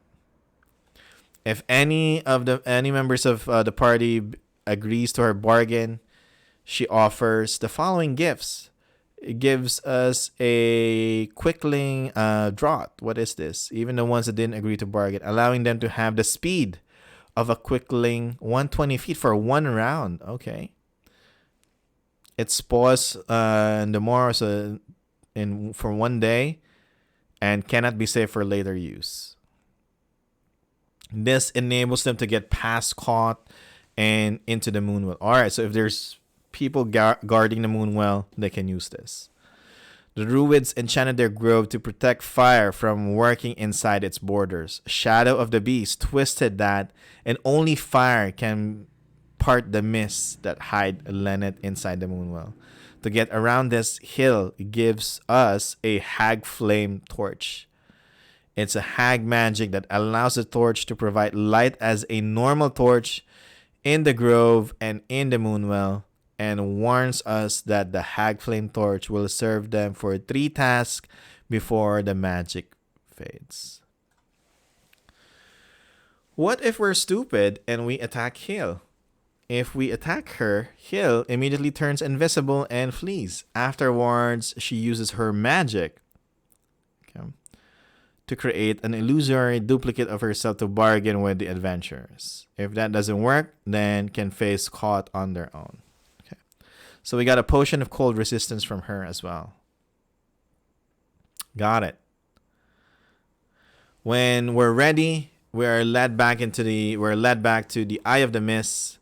And when we get to the edge of the grove, this is what happens, or this is what Snicklet tells us. You're getting a burst of speed like Quicklin. You gotta do this right. I want to hear some snark as you pass these lumberlings. This is the quickest Quickling way. I'll be watching and judging. Now go make me proud. With that, Snicklet zips away into the underbrush. And when the party gets close enough to the grove, that's what happens. The Moonwell's grove is an ovoid ring of oak trees. Inside the circle are 8 trilitons. Trilitons. What are these? Stone structures with 2 vertical stones, topped with a single horizontal stone. These are the logos. Wait, let's finish reading it. Okay. At the center of it all is the Eye of the Mist, a 20-foot wide pool which boils the fog. A pungent sulfuric smell emanates from it. Standing next to the moonwell is a misshapen human woman. Her mouth is distended and full of sharp teeth. Her hands are like claws, and she walks slightly hunched over, like she's wearing clothes too small. Around her are 4 werewolves, dropping what are obviously human bones into the moonwell. Oh boy.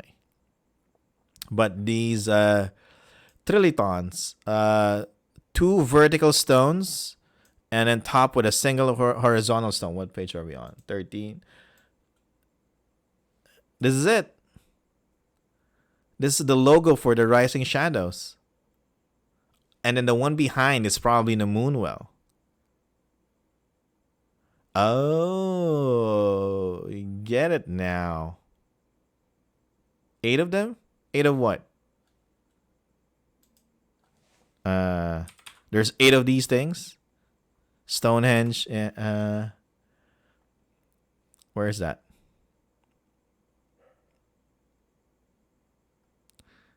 Oh, our 8 trilitons. Yeah, but that's a lot. So, okay. So instead the circular 8. Oh, okay. Feel like some monk tabaxi builds leave the squiggling speed in the dust. Yeah. Don't probably need. Hey, KG Wade, thanks for the follow. And thanks for dropping by.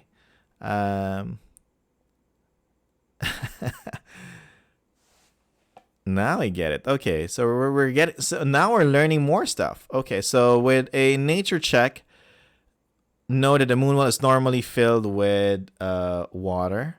Okay, wait, I need to Something happened with... There we go.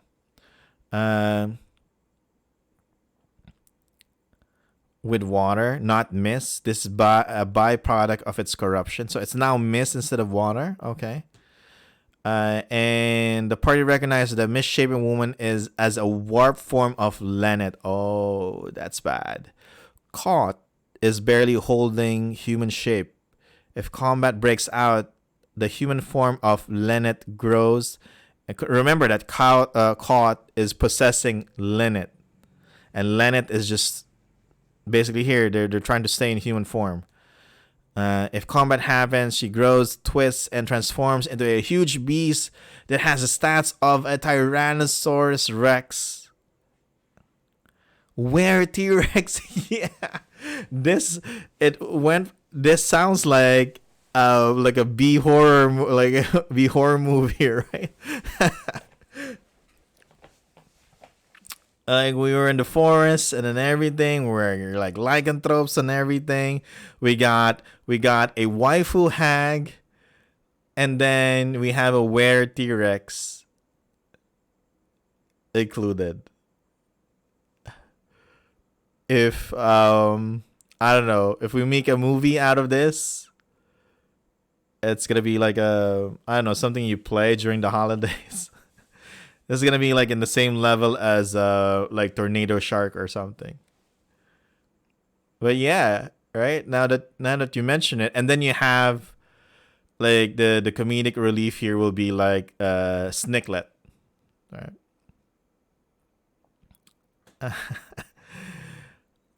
if okay. You mean you've never used a were T-Rex? No, I have not. And I was like, I've been missing that awesome experience. Why haven't I used a were T-Rex? Why am I scaring my players with werewolves when I can have a were T-Rex, right? Mm-hmm. People like the Avengers will say, we can take them on. We can take on a werewolf. Oh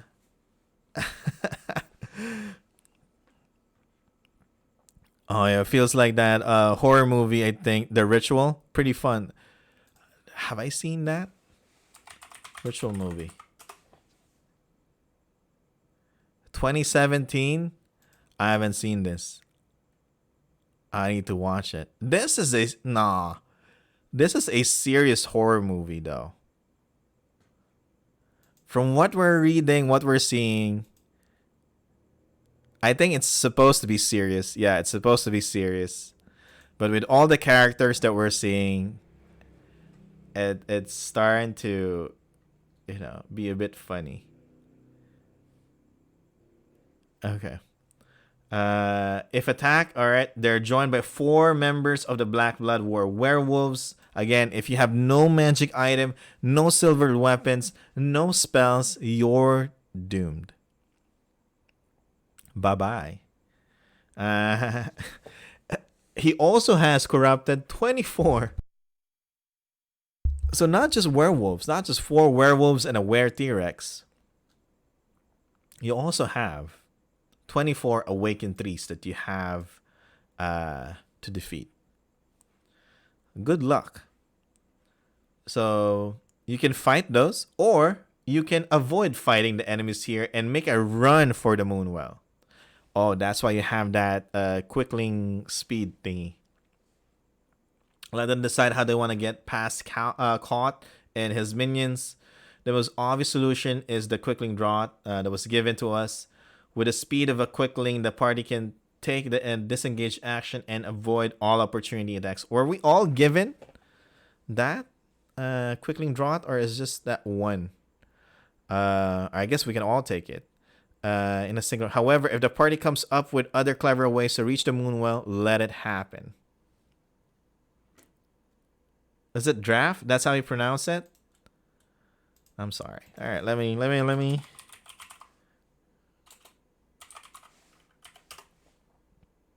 Draft. Oh, dude, you're right. What is it? It's the British spelling of draft. Wow. That's it. What does it mean? It's the same thing as draft. It's just the British spelling of it. Wow. Okay.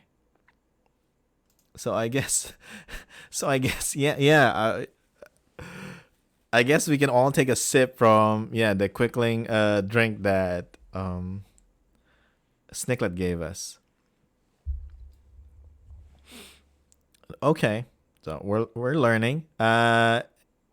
Is this an impossible combat, or can you win it like that for Gancharax module? Yes, everyone gets one as long as that one guy commits. Oh, everyone gets one. Okay. I think it's doable. If you're level 4, well, let's see. Level 4, you fight a T-Rex. A T-Rex is CR what? A Tyrannosaurus Rex is CR8 with 136 hit points. Werewolf has 58 hit points that is immune to non-magical damage. I can beat that. And I'm assuming the Awakened 3s are not that powerful. I forgot, but I think they're like the weak plant creatures. Oh, they're Awakened 3s. Wait, they're not like the plants. They have like almost 60 hit points. They do 3d6 plus 4 bludgeoning damage. Okay. That might be too much. 24 of them? Yeah, you need to kite because of the 24 3s. So if it's only the T-Rex and the werewolves, I think it's doable. It's difficult. It's very difficult. But with the Awakened 3s, I think that makes it impossible. Because they're at each attack is 3d6, and at level 4 you're at what, 20 something hit points. 5 of those, 6 of those kills you. Yeah. Fireball, you don't have fireball at level tier 1, so no. This is a level 1 to 4 adventure, so you don't get it. Broom of Flying, yeah, you can use if everybody has a Broom of Flying, wing boots, flying speed. You can all use that. So you can kite. Yeah, actually they're dead if you can fly. If you can fly, they can't do anything. Let's see if curious if the module actually accounts for the possibility of Caught being defeated here. Let's see. The party should avoid fighting the enemies here and make run. Okay. So Quickling Draft, with the speed of a Quickling, the party can take the disengage action. Let it happen. When the party is ready to make their move on the Moonwell, this is what happens. As soon as you drink the Quickling Draft, you feel your heart racing in your chest. This can't be healthy. When you start running for the Moonwell, the trees and stones all become a blur. You can barely make out the look of surprise on Caught's face before you plunge into the mist of the Moonwell. Characters are free to make comments to Caught and the other Black Bloods as they pass through. Remember, Snicklet is like making us like trash talk these guys as we run past them. All comments enrage Caught, who fumes in response. Snicklet is indeed watching. Pleased with the snarky comment, he gives the party a potion at the end of the adventure. Okay, so we get that, and then we can move to part 4. Red Bull confirmed. All right, so it doesn't take into account if we fight these creatures. So I think they want us to, this is an impossible combat to have. But if you can all fly, do werewolves have long-range weapons?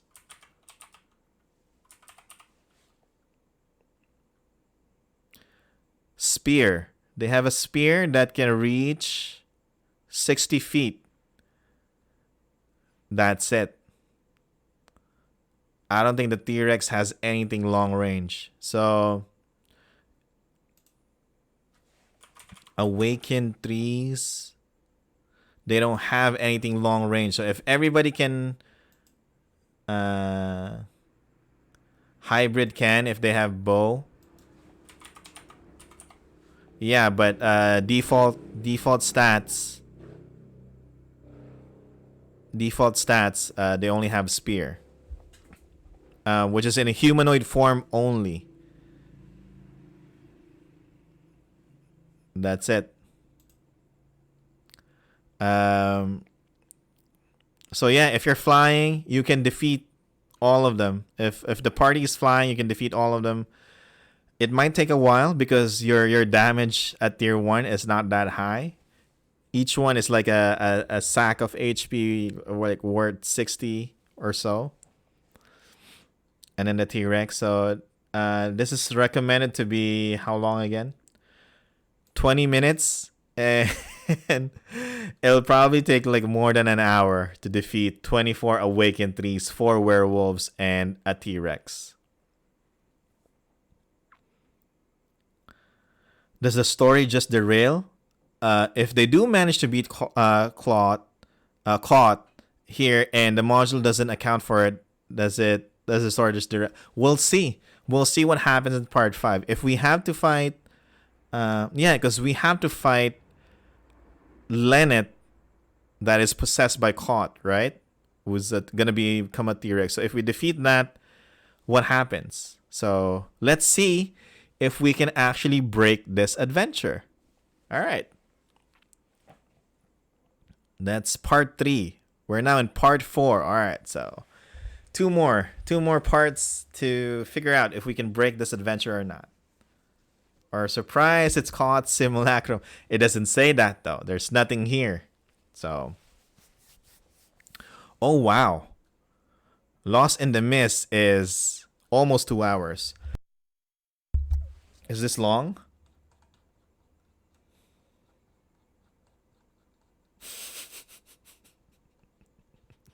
One, 2, 3, 4, 5, 6.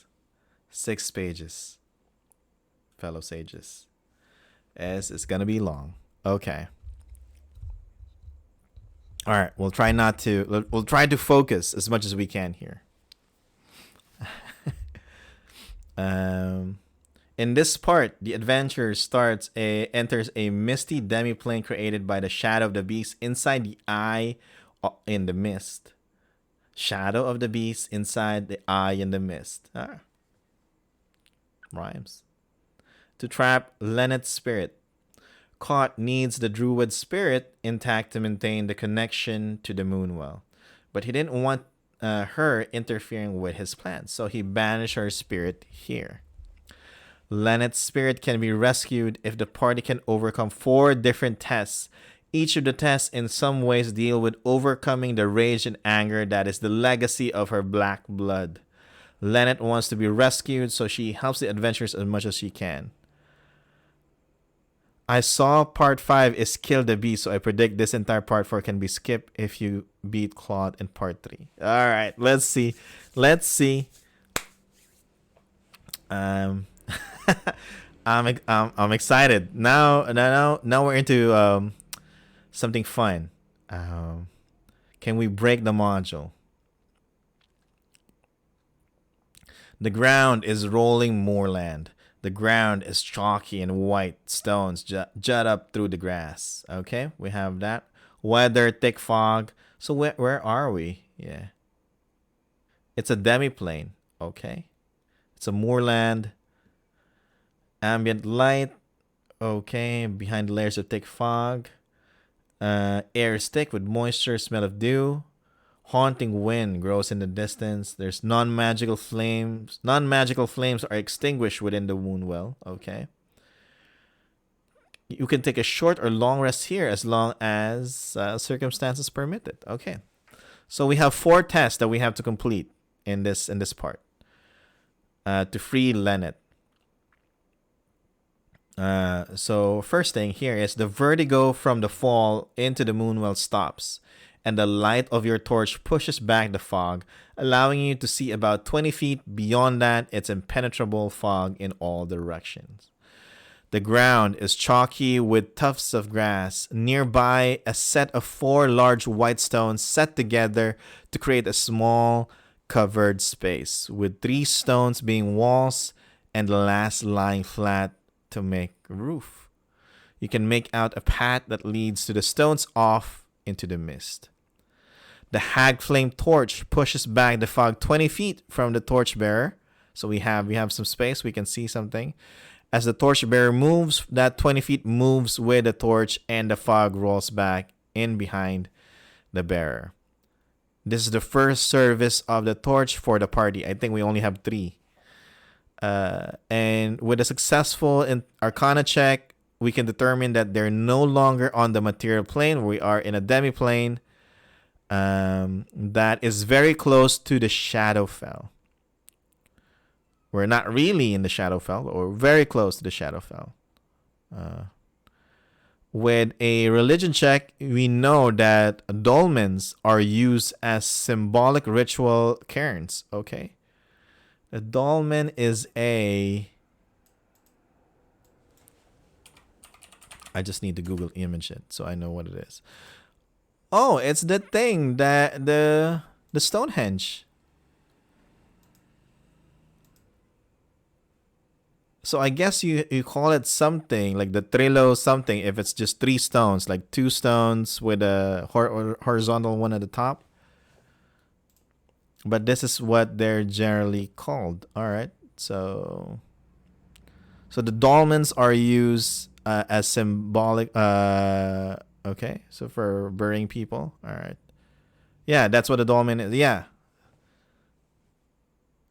It's like the Stonehenge, but it's over a tomb space. Is there like a tomb? Is there like some kind of tomb or dead people under Stonehenge? I'm just curious, basically. Like, did they actually dig under Stonehenge and did they find someone there? Mm-hmm. No, Stonehenge, as far as I know, is an astrological thing, not a tomb. Okay. I think there's an adventure. What was it? Was it Moon2-3? Where is that?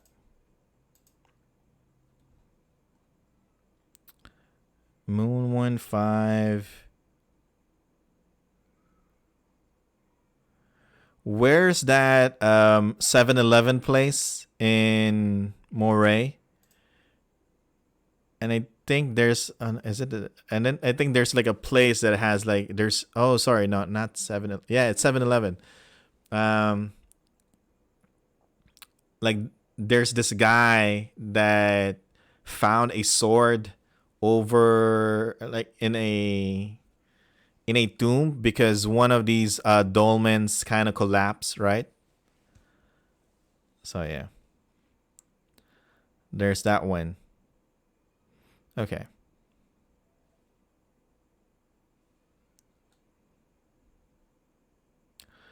Inside the dolmen. The large stones form a dolmen, a megalithic tomb with a large flat stone laid on top of several upright stones to create an enclosed space that is open to one end. Entering the space beneath requires medium creatures to crouch. Small creatures have no problems. I'm just laughing at Adventure 7-Eleven. Yeah, it's our favorite place in Moray because we know no one's going to mess with that place, right? I forgot if it's... No, it's not 1-5. Shrouded Lands. Ruined Hamlet of Elisir. No, this is not it. Okay, no, that's not it. I forgot the name. But yeah, we know it's safe because there's no other like general store in Moray. And you know that even the Black Bloods, even though they're lycanthropes, they're werewolves, they still have needs, right? So they're going to make sure that that 7-Eleven shop stays open. Um. Anyway, going back, we need to focus because this is long. Inside the dolmen. Entering the space beneath requires a medium. All right, we have that. Kot had his metaphorical tomb made for Lennet to trap her spirit here. She has since escaped and is lost in the mist, but she has left behind a clue. A hieroglyph is inscribed on the bottom of a large flat stone that forms the dolmen's roof, and is plain to see if anyone enters the dolmen. The hieroglyph is shown in 4B. The hieroglyph displays the 5 tests needed. 5 tests? I thought it was 4 tests. Needed to free Lennet. Leaving the dolmen and risking the unknown, test of trust. Finding the correct path through the crossroad, test of reason. Scaling the hill and overcoming its threat, test of courage. Lighting the 8 bonfires, test of resilience. And ascending out of the moonwell, freedom. Oh, maybe probably like 4 tests, and then the 5th one is just trying to escape. Okay. Hidden in each hieroglyphics is the name of the test. Trust, reason. Okay. Written in Druidic. Capable of reading Druidic, notice it automatically. If we cannot read Druidic, then we have to make a perception check. But we cannot decipher it without magic. Okay. All right. So that's it. That's the test of trust. It's just going inside a dolmen. Because you can get trapped there, or if the dolmen collapses, you're dead, right? So you just have to go. I think that's it. Leaving the dolmen and... Oh, so leaving the dolmen. All right, so... If you believe what's on the hieroglyphics and want to continue, you trust what's written there, you trust the clues left behind by Lennet, then you pass the first test.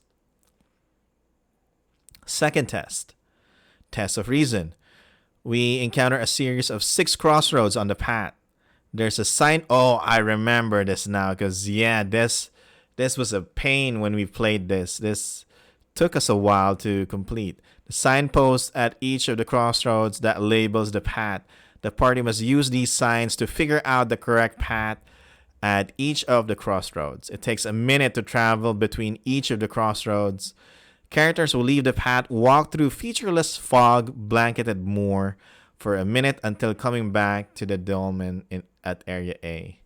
We cannot backtrack in the puzzle. If we attempt to return to an earlier crossroads, they walk through the fog for a minute and arrive back where they were in the sequence. All right, we're gonna... okay, I guess we can't skip it.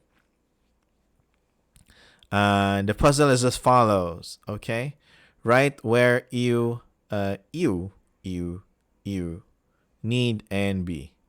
Have a different signs, and the handouts are designed to be turned on their side and folded on the lines to stand up like an actual post. Show the party each of the signposts one at a time, and they reach the crossroad. Be aware that if you let the player see all 6 signposts at once, the puzzle becomes much easier. Right where you needs to be. Oh. Let's see if that's the answer. When read the following, you come to a fork in the path. In the fork, there's a signpost with 2 signs on it. The one pointing down, the left path is labeled left. The one pointing down, the right path is labeled right.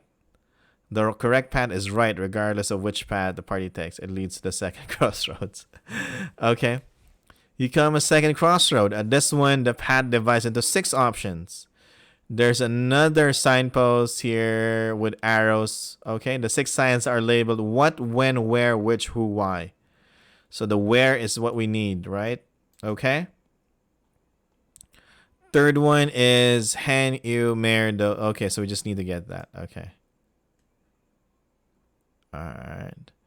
And then seed need. Okay. And then 2. And then B. Okay. Yeah, so as a dungeon master, you just kind of drop all these like one at a time, one crossroad at a time. So you drop like seed, need, feed, and bleed, and then let your players choose. Okay.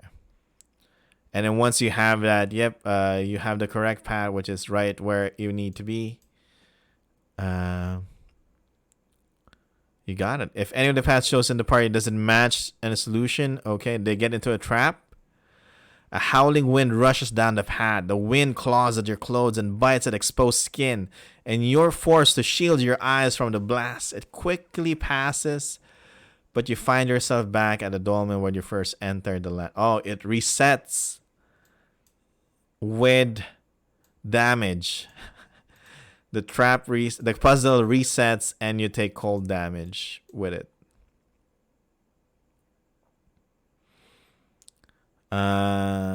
Okay. On subsequent attempts, each incorrect path previously walked by the party no longer appears, so it makes it easier second time around. Kind of like the game Hades, you know, you play it first difficult and then you keep playing it. It makes things easier. Tricks of the trade, handing out handouts. Okay, hints. We don't need that. Hey, I defeated Hades. So I'm good. I'm ready for Hades 2 if ever comes out. After the party solves the crossroad puzzle, we're led to Beacon Hill 3D. Okay. The fog lightens enough for you to barely make out the shape of a large hill throughout the mist. The sides are steeply sloped, with parts being exposed white cliffs. Being exposed white cliffs. Okay. The path circles around the hill, climbing up to its summit. We must climb the hillside to reach the beacons. The easiest way up is to follow the path that winds up around the hill. And it's 10 feet wide. Incline is gentle enough that it doesn't count as difficult terrain. We can climb the steep slope while steep. Alright, so vertical. Okay. I'm just reading it, trying to see if there's anything we need here. 120 feet high from the base and the summit. Okay. What needs to be done here? While the party climbs the path, they are attacked by Primal Rage of Lennet. Halfway up the hill, the parting fog reveals a feral and savage humanoid who bars your way. She has the head of a boar, complete with long, sharp tusks in her hand. She carries heavy maul made of bashing heads. Floating near her are two imp-like creatures seemingly made out of ice. The boar woman snorts angrily and charges at you. This is she's a wereboar. Okay. And the defenders consist of a wereboar and two ice mephits. It feels like this is if you watch Bleach, this is like that Shinigami's Bankai, or like the sword, the personality of the sword, or the persona of the sword rather. All right, that's what it feels like. And all creatures begin 10 feet apart. Okay. So it's a battle. The mephits fly, aiding together. The three creatures block the path and fight to the death. Keep the party from ascending higher. Okay, so it's combat, and when slain, the wereboar returns to her humanoid form, a wild and a primal form of Lennet. She appears as a middle-aged woman clad in tattered leather strips. Her gray streaked black hair is unbound, tangled with sticks and mud. Characters recognize her as the warp woman possessed by Caught from the Eye of the Mist and from Hill's Cauldron. This form dissolves into the mist on the following round. I think when I was playing this, I have no idea what's happening. When I was playing this, I think I was too distracted with the signpost puzzle. So, yeah. If the party is scaling the steep side, okay. And tricks of the trade. Have the wereboar. Wereboar harder or easier to defeat than a werewolf? Let's see. Werewolf is a CR3. Wereboar is a CR4 monster. Has a higher hit points and attack with its tusk. Has a mole, right? And what else? Yeah, that's it. And it can charge in its boar or hybrid form.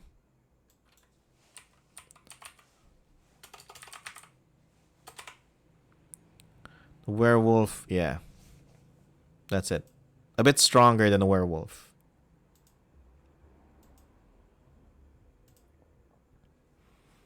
And then, where are we? So, tricks of the trade, we're not really going to read that. So, we fight while climbing uphill. That's the other test. And then the next test is the test of resilience. When we reach the summit of the hill, beneath a moonless night sky, the wide, flat summit of the hill rises above the mist, making it feel like you're on an island in a sea of fog. 8 unlit bonfires stand in a circle around a smooth circular stone set into the ground at the center of the hill. A few gooseberry bushes grow around the stone. Oh, I remember this part. Inside check, adventurers notice that the dimensions on the summit match that of the Moonwell's Grove back in the material plane. So we'll know how big the combat area was if we fight caught and everything else in part 3. We'll know how big the map is supposed to be. Each bonfire stands where a trilithon does in the material, and the flat stone occupies the position as the Moonwell. Okay. Circular stone. The stone at the center of the summit is engraved with a unicorn, a whale, and a pack of wolves. We recognize this as the 3 servants of the Earth Mother with a religion check. Around the edge of the stone are symbols, safely protection. No check is needed for the meaning of these symbols. All right, so a bit of lore about this. So the Earth Mother, primal spirit, the one that's mainly being worshipped here in the Moonshae Isles. And if she needs help in the material plane, she summons 3 of her children. A unicorn, a whale, and a pack of wolves. Let me see if I can get the names of these things. Of the children. I'm trying to remember. The children of them. I think I have it here somewhere. There. So the Leviathan is the whale, or like the old one. Cameron is the unicorn, and then the pack is basically the pack of wolves. They're just called the pack. Yeah. So you have the Leviathan here in the Moonshaes. You have Cameron as the unicorn, which is a literal unicorn, and then you have a pack of wolves here. That's just the pack. And they're there to help the Earth Mother and make sure that that there's balance in the lands of the Moonshae. Gooseberry bushes. The gooseberries on the bush. Gooseberries on the bushes. There we go. Have the property of good berry spell. There are 4 bushes. Each one has 20 berries. All right.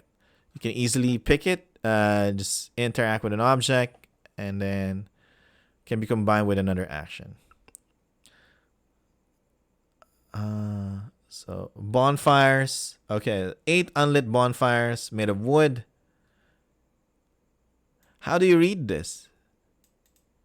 So I'm reading it as boners. I don't think you're supposed to read it as boners.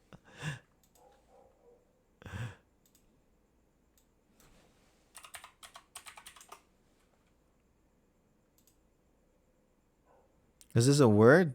It's not.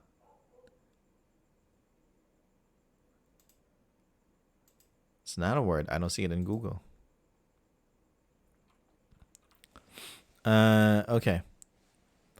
The prohibition of normal fire starting in the Moonwell's Grove still applies here. However, a character can use the Hag Flame Torch to light a bonfire as an action. The bonfire burns with eldritch silvery flame that doesn't deal damage. Lit wood removed from the bonfire is immediately blown out by the wind. The locations of the bonfires are tied to the trilithons back in the Moonwell Grove. Moving unlit wood from their current location on the hill causes them to dissolve into mist and reform on their original location. Bonfire lit.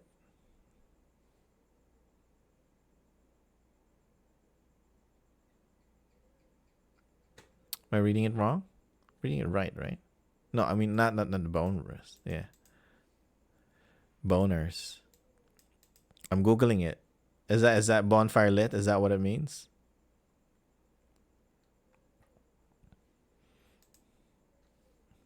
Anyway, moving on. To successfully rescue Leonard, the party must light all 8 of the bonfires at the hilltop. This summons the druid and allows her to escape the mist in the Moonwell.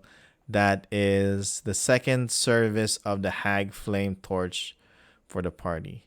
When the party oh, it's a Dark Souls. Okay. When the party lights any I didn't play it. I'm sorry. They activate the Wrath of the Shadow of the Beast Trap. Read as following. Alright, so when we light all the bonfire, this is what happens. As you light the bonfire, you notice a wispy shape appear over top the flat stone at the center of the hill. It is impossible to make out details, but it seems humanoid in shape. The wind picks up and whips around you in a frenzy. Then an enormous bestial hand made entirely of fog rises up from the mist. It descends upon your bonfire, intent on snuffing it out. Oh, so this is the challenge. Yeah, I remember this. So, like, you try to light up all the bonfires, but then there's this shadow hand that kind of, like, snuff out the fire from the ones that you're lighting up. So it moves with you. Well, it has an initiative. It moves and then it crushes the flames. So it prevents you from completing the task. Okay. That's a lot. And as the party lights more bonfires, Lynette comes more into focus. Lynette is a middle-aged woman, unbent by age. Her black hair is streaked with gray, and she has it swept up. All right, so now she's kind of made her hair a little bit in an elaborate braids that are laced with flowers. She's wearing druid vestments of rich wool, which are splendidly decorated with knotwork. In addition, as the bonfires are lit, the moon waxes from new to full. When all 8 bonfires are lit, Lynette's spirit fully manifests and the moon is full. Are there 8 faces to the moon? Faces of the moon.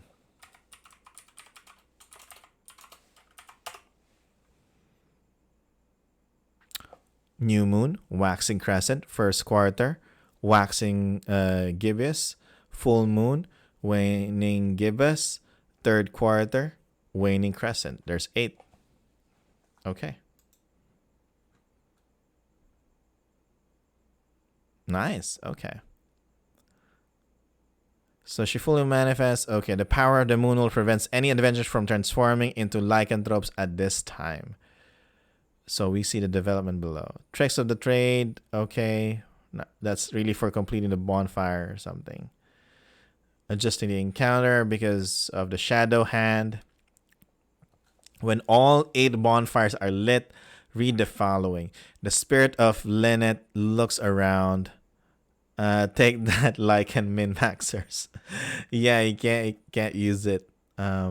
Aware of her surrounding for the first time, she slices the air with her hand, and the claw dissipates as if it were nothing but the morning mist. Lynette nods and thanks to you. You have allowed me to find myself again, and now we must return. The rushing wind lifts you up and carry you toward the full moon. The moonlight gets brighter as you soar towards it. In seconds, its light envelopes all of your senses. This is more of how I write and how I see other text box, right? But yesterday, the text box from yesterday, it was just so different. Like the tone, how it was like written and constructed. like the flow of it, it's just different, right? It has more flavor, more emotion, and you can visually see what was happening inside your head, right? I don't know how that makes sense, but like visually make out what's happening. Yeah, I still can't get over the box text in Moon 2-2, but yeah. The Hag Flame Torch remains lit. It has one more task to play for the adventurers. When used as a verb, envelop. Right. Yeah, it's like envelops all of your senses. Yeah, you're right. Yeah, I'm just not thinking it. Yeah. And now we go to part 5. Manila envelope.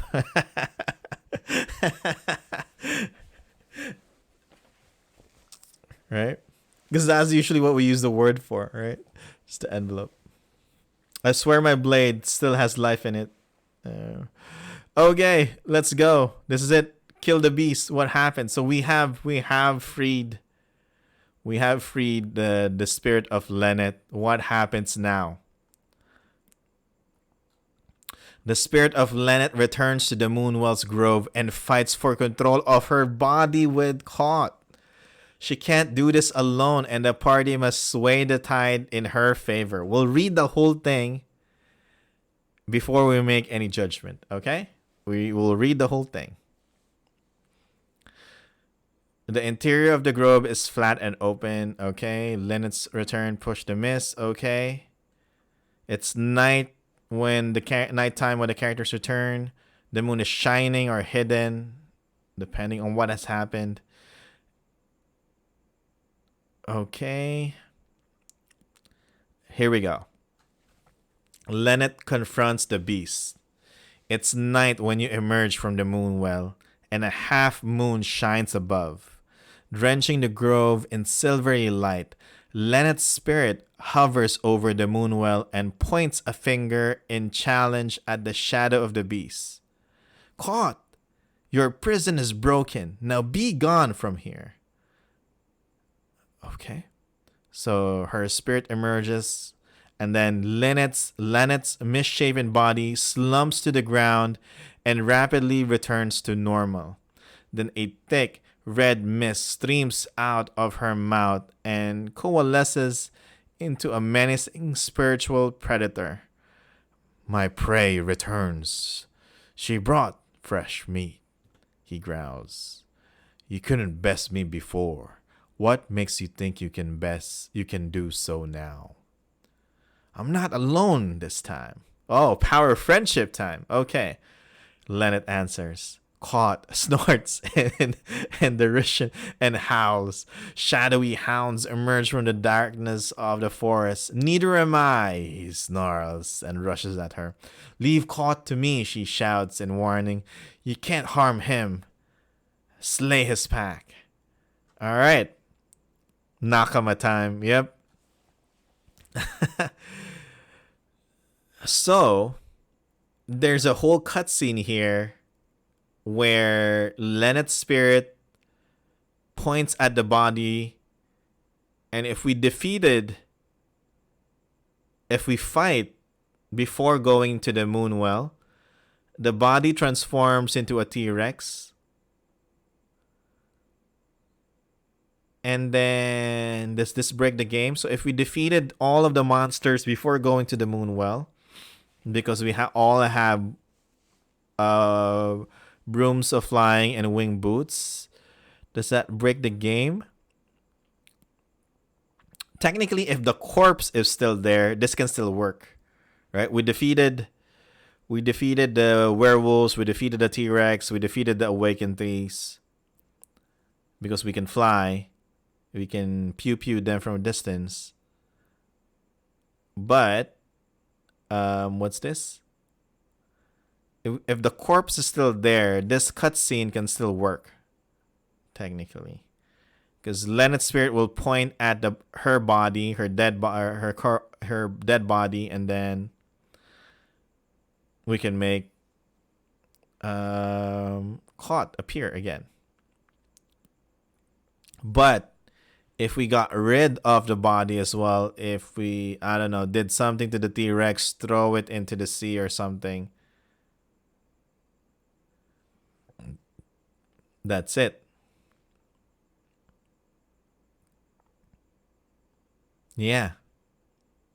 I don't think we can do this part if, yeah, if we remove the T-Rex, I don't think a dead spirit can inhabit. Yeah, you're right. Well, we're in a game where revivify and raise dead works, and you know the DM can just hand wave it and say that because of the power of the moon well, you know, you can revive or raise dead the Lennet's body. So that can still be used. What we want here is a place where the DM can't make any excuse anymore because of previous actions, right? Yeah, we're doing this because in game design, that's what we're trying to prevent. If for example, especially again, we want player agency. They can do what they want, and if they decide to do one thing, we want to make sure that the adventures can still continue, even if they made a choice. And that's why we're trying to kind of see if this adventure can be broken, because if that's it, we want to avoid that in the future. And yeah, so even if we, yeah, so if we kill Lennet's body that's been possessed by Caught, the T-Rex and everything, it's still doable. This thing is still doable. However, if we remove the body, clean it, disintegrate for some reason, throw into the sea or into the moon well, or even if it's in the moon well, I think it can still come out. Or yeah, for some reason it disappeared, banished, teleported, whatever, then you cannot play the adventure anymore. That's it. Ends. Because you can't do this part.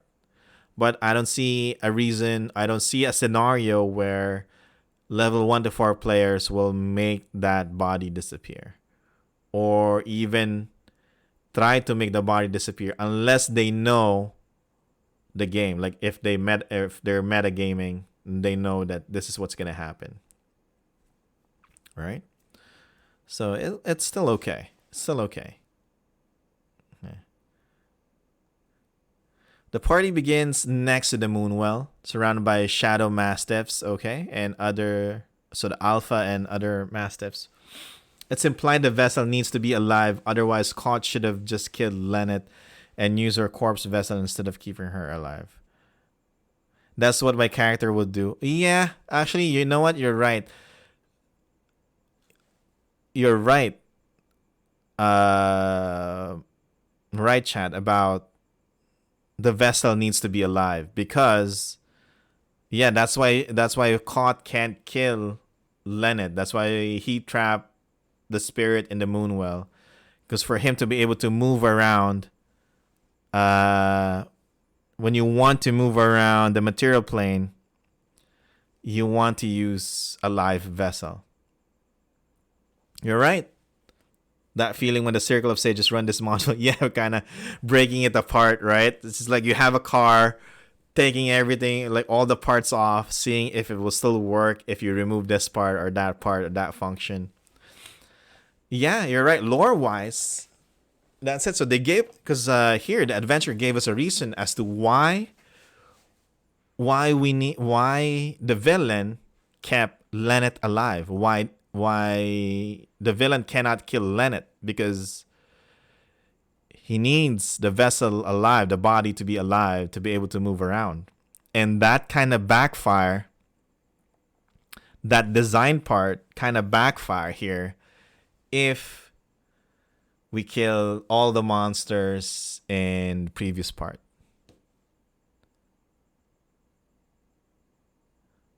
Yeah. You don't want to basically force Caught to kill Lennet by starting combat. Yeah. Yeah, but in part 3, where is that?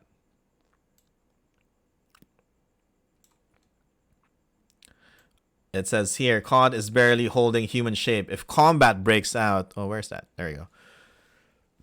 If combat breaks out, the human form of Lennet grows, twists, and transforms into a huge beast that has the stats of a T-Rex. If attack, Cod is joined by 4 members. Okay, that, and then the Awakened Threes as well. But there's no saying here that will he fight to the death, or something will happen before he dies, something like that. If you kill the vessel in part 3, you basically kill Lennet too, I think. Yeah. Leave her soul stranded. Yeah, you don't want to kill, yes. But he will fight, right? Here's the thing. And he thinks that he can win because he's a T-Rex with 4 werewolves and 24 awakened threes. Minus, without thinking that you have 3 to 7 min-max level 4 adventures all flying and can pew-pew you from like 120 feet away. So if you kill all of these in part 3, yeah, I'm thinking, yeah, Caught doesn't want to die, doesn't want Lennet's body to die, the body that he's possessing. He doesn't want it to die, but he's not also expecting to be defeated there. So if he does get defeated and killed, Lennet will not have a body to return to, a live body to return to, and Kaut will not be able to stay on the material plane because he needs a live body to move around, right? And by that, it means you cannot do this part anymore.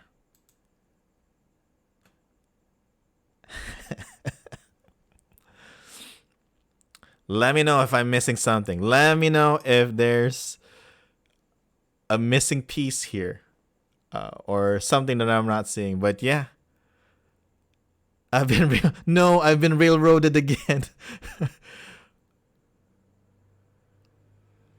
Yeah, Vorgi was supposed to be an impossible encounter too, but at least it was at the end of the module, and you could somehow hand wave the consequences of winning, right? But here, yeah. So let's look. I'm trying to visualize what's the alternate ending here. So if we killed all the monsters, including possessed Lennet, T-Rex, T-Rex, in part 3, we free her spirit, but then everything's done. That's it. I guess the only thing that needs to be done is bring her body to another druid or cleric that can raise dead, and that's it. That's the game. Is there any important lore here? Let's see if there's anything that she's gonna miss, or that we're gonna miss if we don't do this part. Attempts to kill the party. All right, no normal fires burn in the grove. Okay, awakened threes are outside the ring. They don't attack the party, but because she doesn't have full control of the moon well, they don't help her either. Okay, so awakened threes kind of become neutral. The Eye in the Mist is a 20-foot wide pool that is bounded by piled of stones to form a natural well.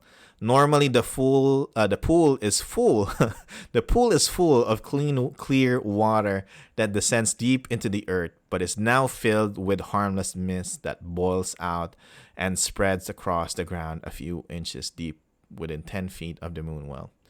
Creatures who enter the Eye in the Mist fall into the mist and emerge from the moon well in a random adjacent square at the start of the... All right, okay, so anyone who enter the moon well, they fall into the mist and you emerge at a random adjacent square. So you just return, you go back. Okay. Caught and Lynette struggle over the top of the moon well for control. They are both spirits and cannot be harmed by the party. Yeah. Okay.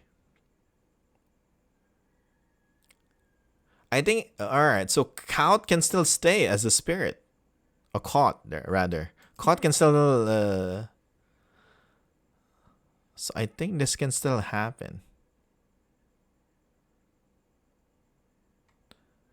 Yeah, because Lynette's spirit doesn't actually take over her body or doesn't get her body back. Her body just slumps to the ground and just returns to normal. Caught comes back in spirit form, which fights Lynette in spirit form as well. So even if we kill the T-Rex, yeah, he can't move anymore, but he can still be a spirit that stays here. Stays in the material plane. And when we get Lynette's spirit back, we can still do the fight.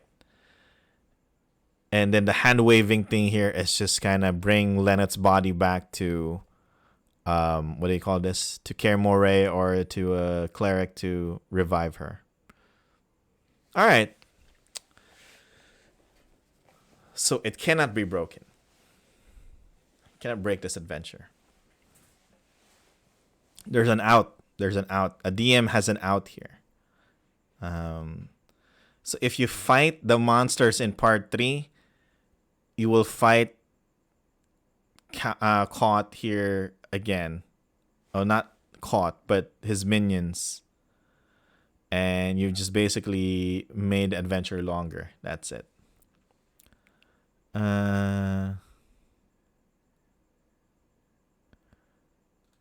Okay, Circle of Oaks.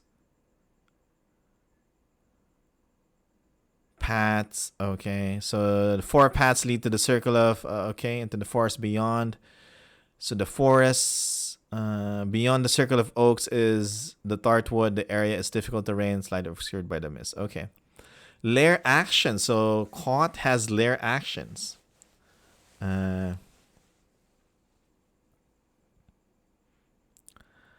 On initiative 20, this is what happens. Clouds and mist obscure the moon, plunging to the grove into darkness. In addition, Caught can take lair action to cause one of the following to happen. So call a Shadow Fae. Calls a Skulk to aid the Mastiffs in battle. Frenzy off the beasts. Until the next initiative 20, all of Caught's minions are enraged, causing them to have advantage on melee weapon attack rolls. And so basically reckless attack. And rage within. Every one creature that Caught can see within 120 feet makes a wisdom saving throw or be charmed by Caught. Okay. Creatures afflicted with this curse, with the curse of Lycander, had disadvantage on the roll. Overwhelmed with rage, discern friend from foe. Okay. Nothing much there, really.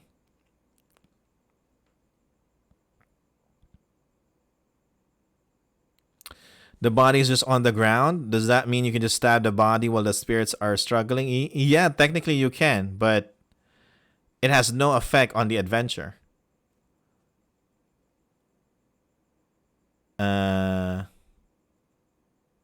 Wait, actually, I need to see something. Let me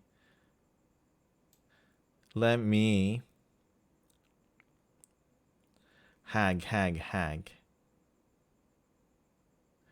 We want to know why what do you call this? Why Caught kept Lynette alive. There we go. Caught is using Lynette's body as his shell in the mortal world. Mortal world.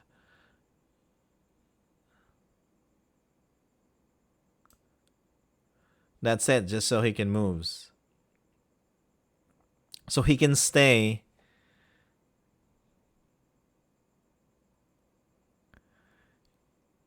Right, but Caught can just possess another spirit, another body, right? And yeah, it kills Lennet, but it doesn't actually add anything to the story because again, at the end of the fight in part 5, you can just have her revive or something, or raise dead. What I'm saying here is, Caught's spirit can stay even if you kill Lennet's body. It doesn't say here that Caught cannot stay in the material plane unless he's possessing a mortal shell. Like, you're only using the body just so he can move because the spirits can't interact with us, right? And same thing, we can't interact with the spirits. I mean, like, touch and stuff. That's it.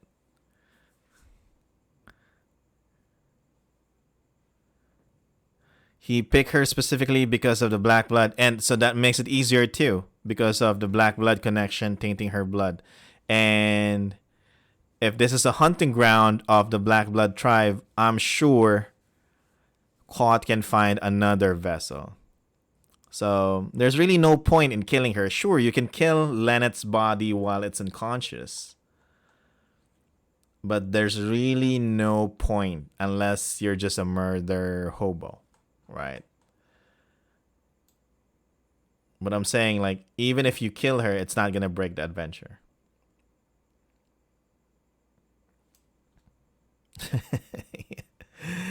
Lair actions, you have that. Lennet has lair actions too.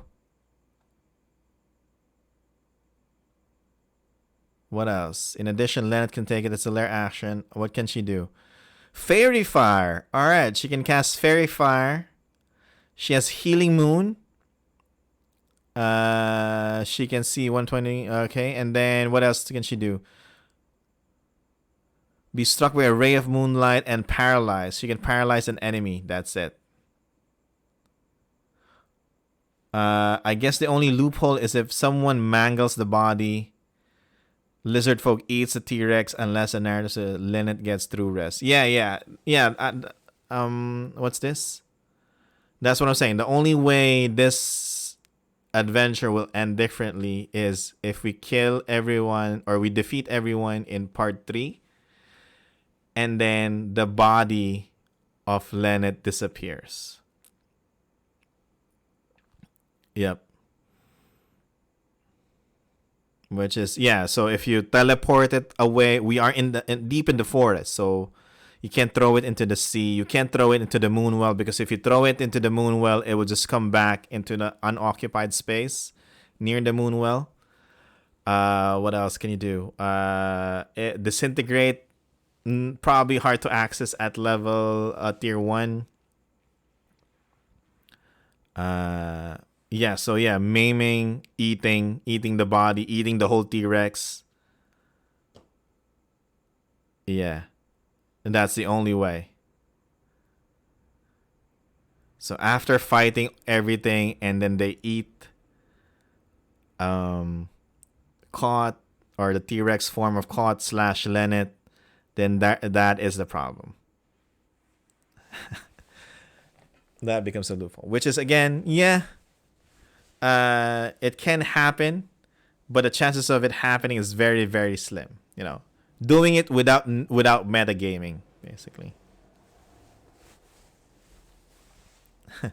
And if it happens, like if this is like a 1 in 10 adventures, 1 in 10 runs, or 1 in 100 runs where that happens, and that's gonna suck. But yeah, so that's what we're trying to avoid. We try to avoid loopholes or things that can break the game, because we know adventurers will do stupid shenanigans. Nightcaller. If you do Nightcaller, if you turn the T-Rex, the thing is, when it transforms into a T-Rex, it doesn't transform back into Lennet. It doesn't say.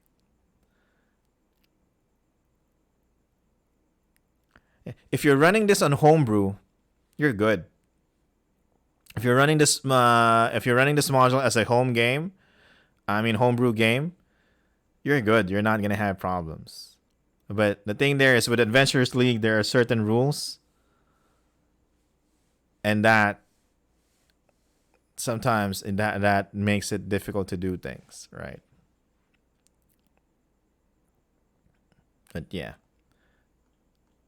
If you're running it, and what I'm saying is, if you're running it as is, then there is a problem. If you're running this as a homebrew game, no problem at all, right? But you can't Nightcaller the T-Rex. It doesn't say that the T-Rex transforms back to Lennet's body once you killed it, because again, it's not. You're not supposed to kill the T-Rex, so it's not there. Development. Okay, I think we're almost done. Development. As the last of the Shadow Mastiffs disperse, Lennet grabs Caught with her hands and starts crushing him. He roars in pain and disbelief, but crumples under the pressure. She squeezes until there's nothing left but a small lump of black ore. She releases it, and the nugget falls into the moon well. The mist inside the well then evaporates, and it returns to being filled with clear water that reflects the moon above. With Caught gone, Lennet's spirit streams down into her body that lies beside the well. In moments, her eyes open as the druid returns to herself. Okay. Lennet, the druid, is herself again. She's willing to talk to the party as long as they wish. And she has the following to say. The Eye of the Mist is cleansed. It is no longer a source for the Howling Deceased to enter Faerun. Though their actions in the Eye of the Mist, the party has purged Lennet and her latent black blood. Oh, she no longer has the curse. The tests of trust, reason, courage, and resilience allowed her to overcome its influence. Caught is a shadow spirit of rage and destruction. He cannot be destroyed easily. She has banished his corrupting presence back to the Shadowfell. I think I need that. I think I need that. Caught is not dead.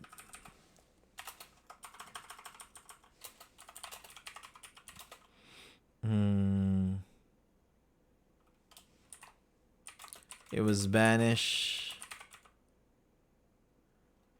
back to the Shadowfell. Or sent back. Back to the Shadowfell. What the heck did I write? Back to the Shadowfell. Back to the Shadowfell. There you go. While no longer a holder, Caught will continue to be a threat to the Moonshaes in the future.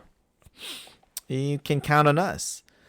Lennet urges the adventurers to be on their guard. Lennet has memories of what happened while Caught wore her skin.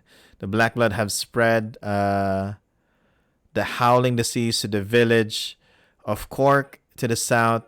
Okay? Spread the howling disease to the village of Cork to the south, which has a port, and the disease is no longer oh boy, too real now, right? The disease is no longer contained in the island. It has spread, my friends.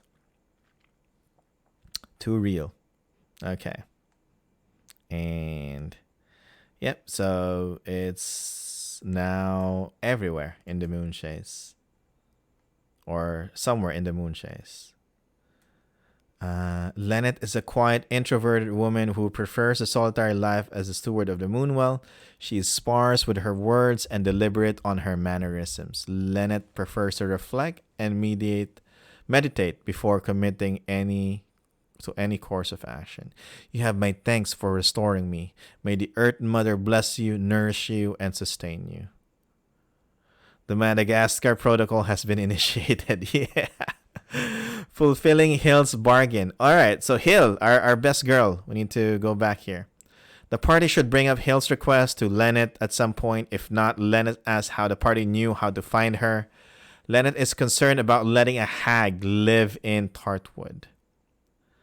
Because she's Unseelie Fae. However, she feels she owes the party for rescuing her if at least one of the adventurers is willing to trade the story award listed below for her permission. Lynette allows Hill to live in Tartwood. Oh, what's this treasure award? Let's see. Treasure. Lynette gives the adventurers her cloak of elven kind in thanks. Is she an elf? Didn't really say. I'm not sure if Lynette is an elf. All right. I must have missed it. Come on, Unseelie Fae aren't bad per se, just misunderstood. You can fix it. You can fix them. Yeah. Can you break your promise to best girl? Let's see. Any adventurers wouldn't trade their reward for Hill's bargain earns I in the stone. All right, so I think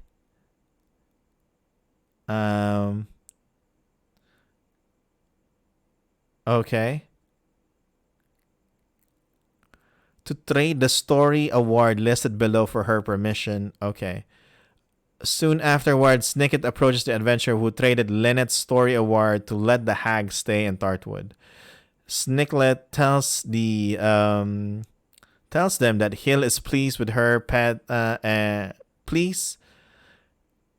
pets did so well. Okay, she called us pets. We are Hill's pets. She said pets, but she meant pawns. Okay.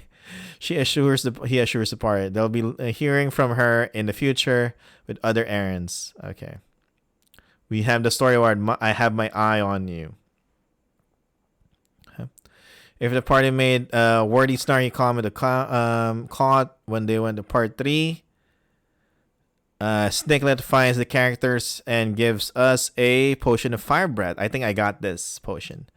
With a note, lighten up. Okay, written on the vial. If the party borrowed silver weapons at the beginning of the adventure, they return them to their owners at this time. If any characters suffer from lycanthropy at the end of the adventure, Lynette calls upon favors with the clerics of Helm. This one bothers me a little bit. Okay. Helm and Cameron to cast Remove Curse free of charge. The cleric asks any characters receiving the boon to spend 5 downtown days doing charity work. They won't enforce it, but they lean pretty hard. Okay, this is... I can understand why this was placed here.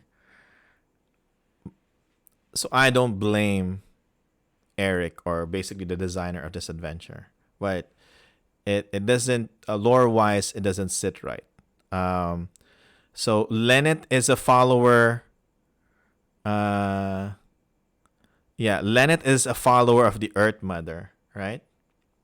And this is again the main religion or the main deity that's being worshipped here in the Moonshae Isles. And you have her here, but if you want it to be you want to remove the lycanthropy curse, they refer you to a cleric of Helm instead of another druid or a worshipper of the Earth Mother. And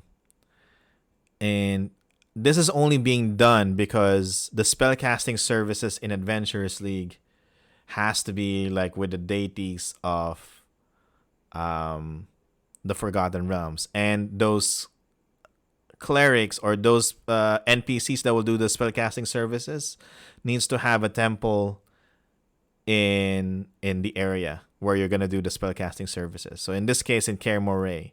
So since Earth Mother is not really an like on the list of Forgotten Realms deities, it's not in the player's handbook.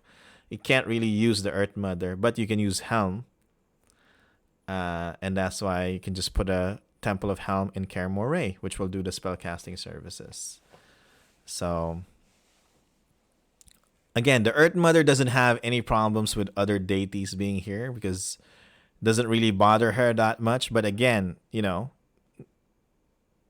it just doesn't feel right to have like a great druid of the Earth Mother tell you to, you know what? Oh, you're cursed?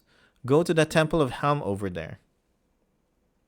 Don't mind this magical well over right next to me that's can probably heal you as well.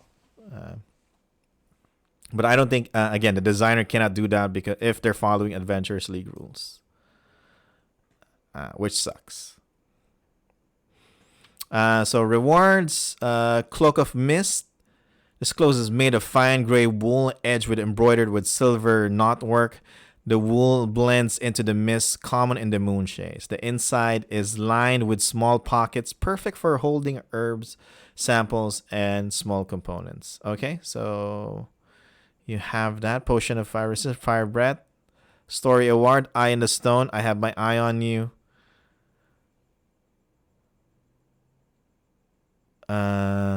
Yeah, seems like it doesn't account for breaking your promise. Yeah. And that is basically it.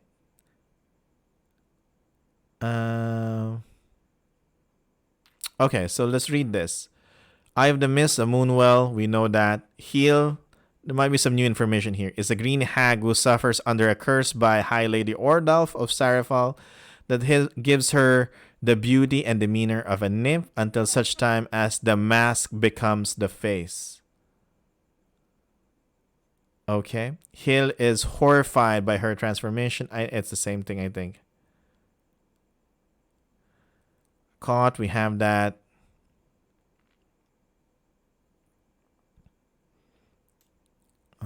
Yep, we have this. Lennet, we have this also. Snicklet and Tartwood. All right, it's copy paste from the sidebars above. And then stats. And then the map of the Moonshaes. This is the ambush part. I might need to zoom out a little bit.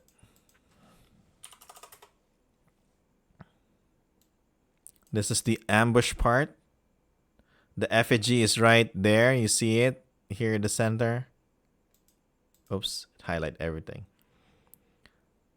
And then large trees. Okay, small tree. Okay, good to know. And then option 2. Okay, if you want more. Kind of off that you can just con Hill with no consequences, right? Because you can just say no, you're breaking the promise. Yes. But again, in Adventures League, you can't really force anybody on something. But I think you can create a story award that if you break the promise, something bad will happen in future adventures. Like the consequences will happen in future adventures. I think that should be there. There's a story award there. Even if you're not gonna use Hill in future adventures, the fact that the curse is still there, it's good. Right? I mean, not curse, but the consequences of breaking the promise with Hill. All right, so this is the map. The Moonwell, the gooseberries, and okay. Oh, actually, this is the one with the torch. Sorry. Bonfire, rather. This is the one with the well and the stone thingy. The 3 stone pillars. While Beyond the Witchlight makes me rethink any sort of Fae promises made. Yeah. Oh, these are the hieroglyphs. Yeah, I remember these. The test. Yeah, the 8 bonfire thingy. The crossroads. The climbing up. Oh, this is the one climbing up. This is... Oh, wait. This is climbing up. The one at the top. This is climbing up. And then this is at the summit. Okay. What we do at the summit. And then this is the spirit of Lennet. The one being embraced by like air or something. Yeah. This is her getting out of the well. Oh, the mist. This is mist. Sorry. Covered in mist. Okay. I get it now. Oh, here we go. This is what we can give. So pick one.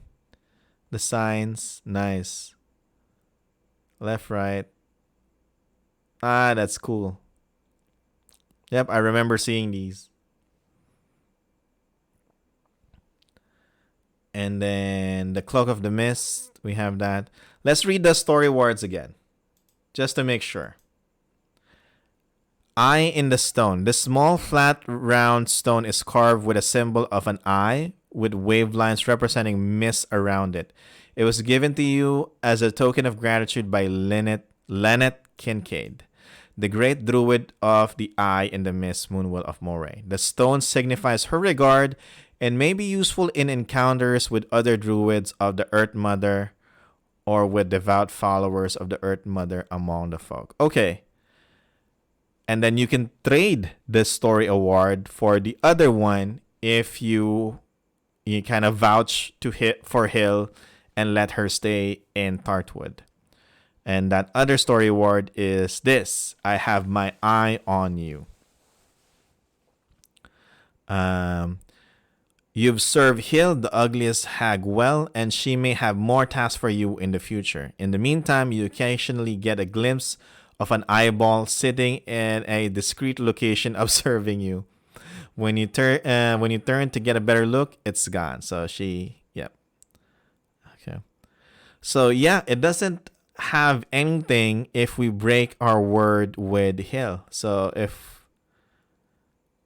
we basically make a deal with her, and we can just ignore it or not fulfill our part of the bargain, and there are no consequences. So yeah, that part, yeah. Story-wise,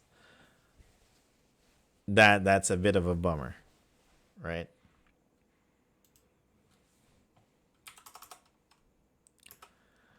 And what else? And that is it. That's the last page. 43 pages. After the story award, that's it. Yeah, if we work with Hill, yeah, your waifu watches you. She stalks you. She's gonna become a yandere in the future. But that is the adventure. That is the Eye in the Mist. Good job, fellow sages. 3.5 hours for us to dissect this adventure. This is actually a long one. This one has 43 pages in total. And we're done. We're done with Moon2 series or trilogy. We're done with the what do you call it? We're done with the Moray trilogy. It's done. The next one is, we're now moving on to the next trilogy, which is Moon2-3. Where is that? Can I show that? There we go. We're gonna be on this yellow circle now on the second row from the top on the left. Yeah, we can now move on from Moray. Is it, or are we staying in Moray? Do you wanna peek a little? Wanna see what's on the next adventure? So this is what we're gonna. Tomorrow we start on the Moon2-3 series. So this week, if everything goes well, we have stream tomorrow and the next day, a Thursday. Then we have 2 out of 3 of the Moon2-3 adventures. It's in yellow. It means it's a different tier. I think this is Moon2-3 is gonna be a tier 2 adventure. So let's take a quick peek at Moon2-3-1. If I can find them. Moon2-3-1. All right. This is what we're gonna read tomorrow. Oh wow, spiders! Content warning. All right. Atop the Fair Heights. Written by Sean Merwin. All right. One, if you remember, we read. Yeah, I'm sorry if you don't like spiders. I'm so sorry, but yeah, that's on the cover. Yeah, we're gonna scroll down a little bit. There we go. What's this? Sean Merwin is again great designer. And if you were with us when we were reading 4E, 4th edition adventures, Living Forgotten Realms, remember that Sean Merwin and JP, Jean Paul, I forgot his name, last name. He's like the really, really awesome writer, right? They're the ones kind of in charge of that storyline in the Living Forgotten Realms with the fisherman, right? So he's writing an adventure. He's written an adventure for the Rising Shadows, so that's good to know. And he has also written a lot of Moonshae related resources that we're gonna read in the future. I think he's also part of the regional guide, Moonshae Isles Regional Guide. So this should be good. This should be good. We're not gonna read that part. We just want to know where it's gonna be. So it's under introduction. It's the Fair Height trilogy. Does it say where it's gonna happen? No, it doesn't say. Where does it say? I guess we have to read the blurb. Just as it looked like the combined forces of Clan Rukawat and Clan Rustfire. Oh, the dwarves! The dwarves might drive a long-term threat to their ancestral homes. The dwarven forces suffer a terrible defeat. The proud and slightly xenophobic dwarves reach out for assistance. But is it too late, or can a group of heroes turn the tide?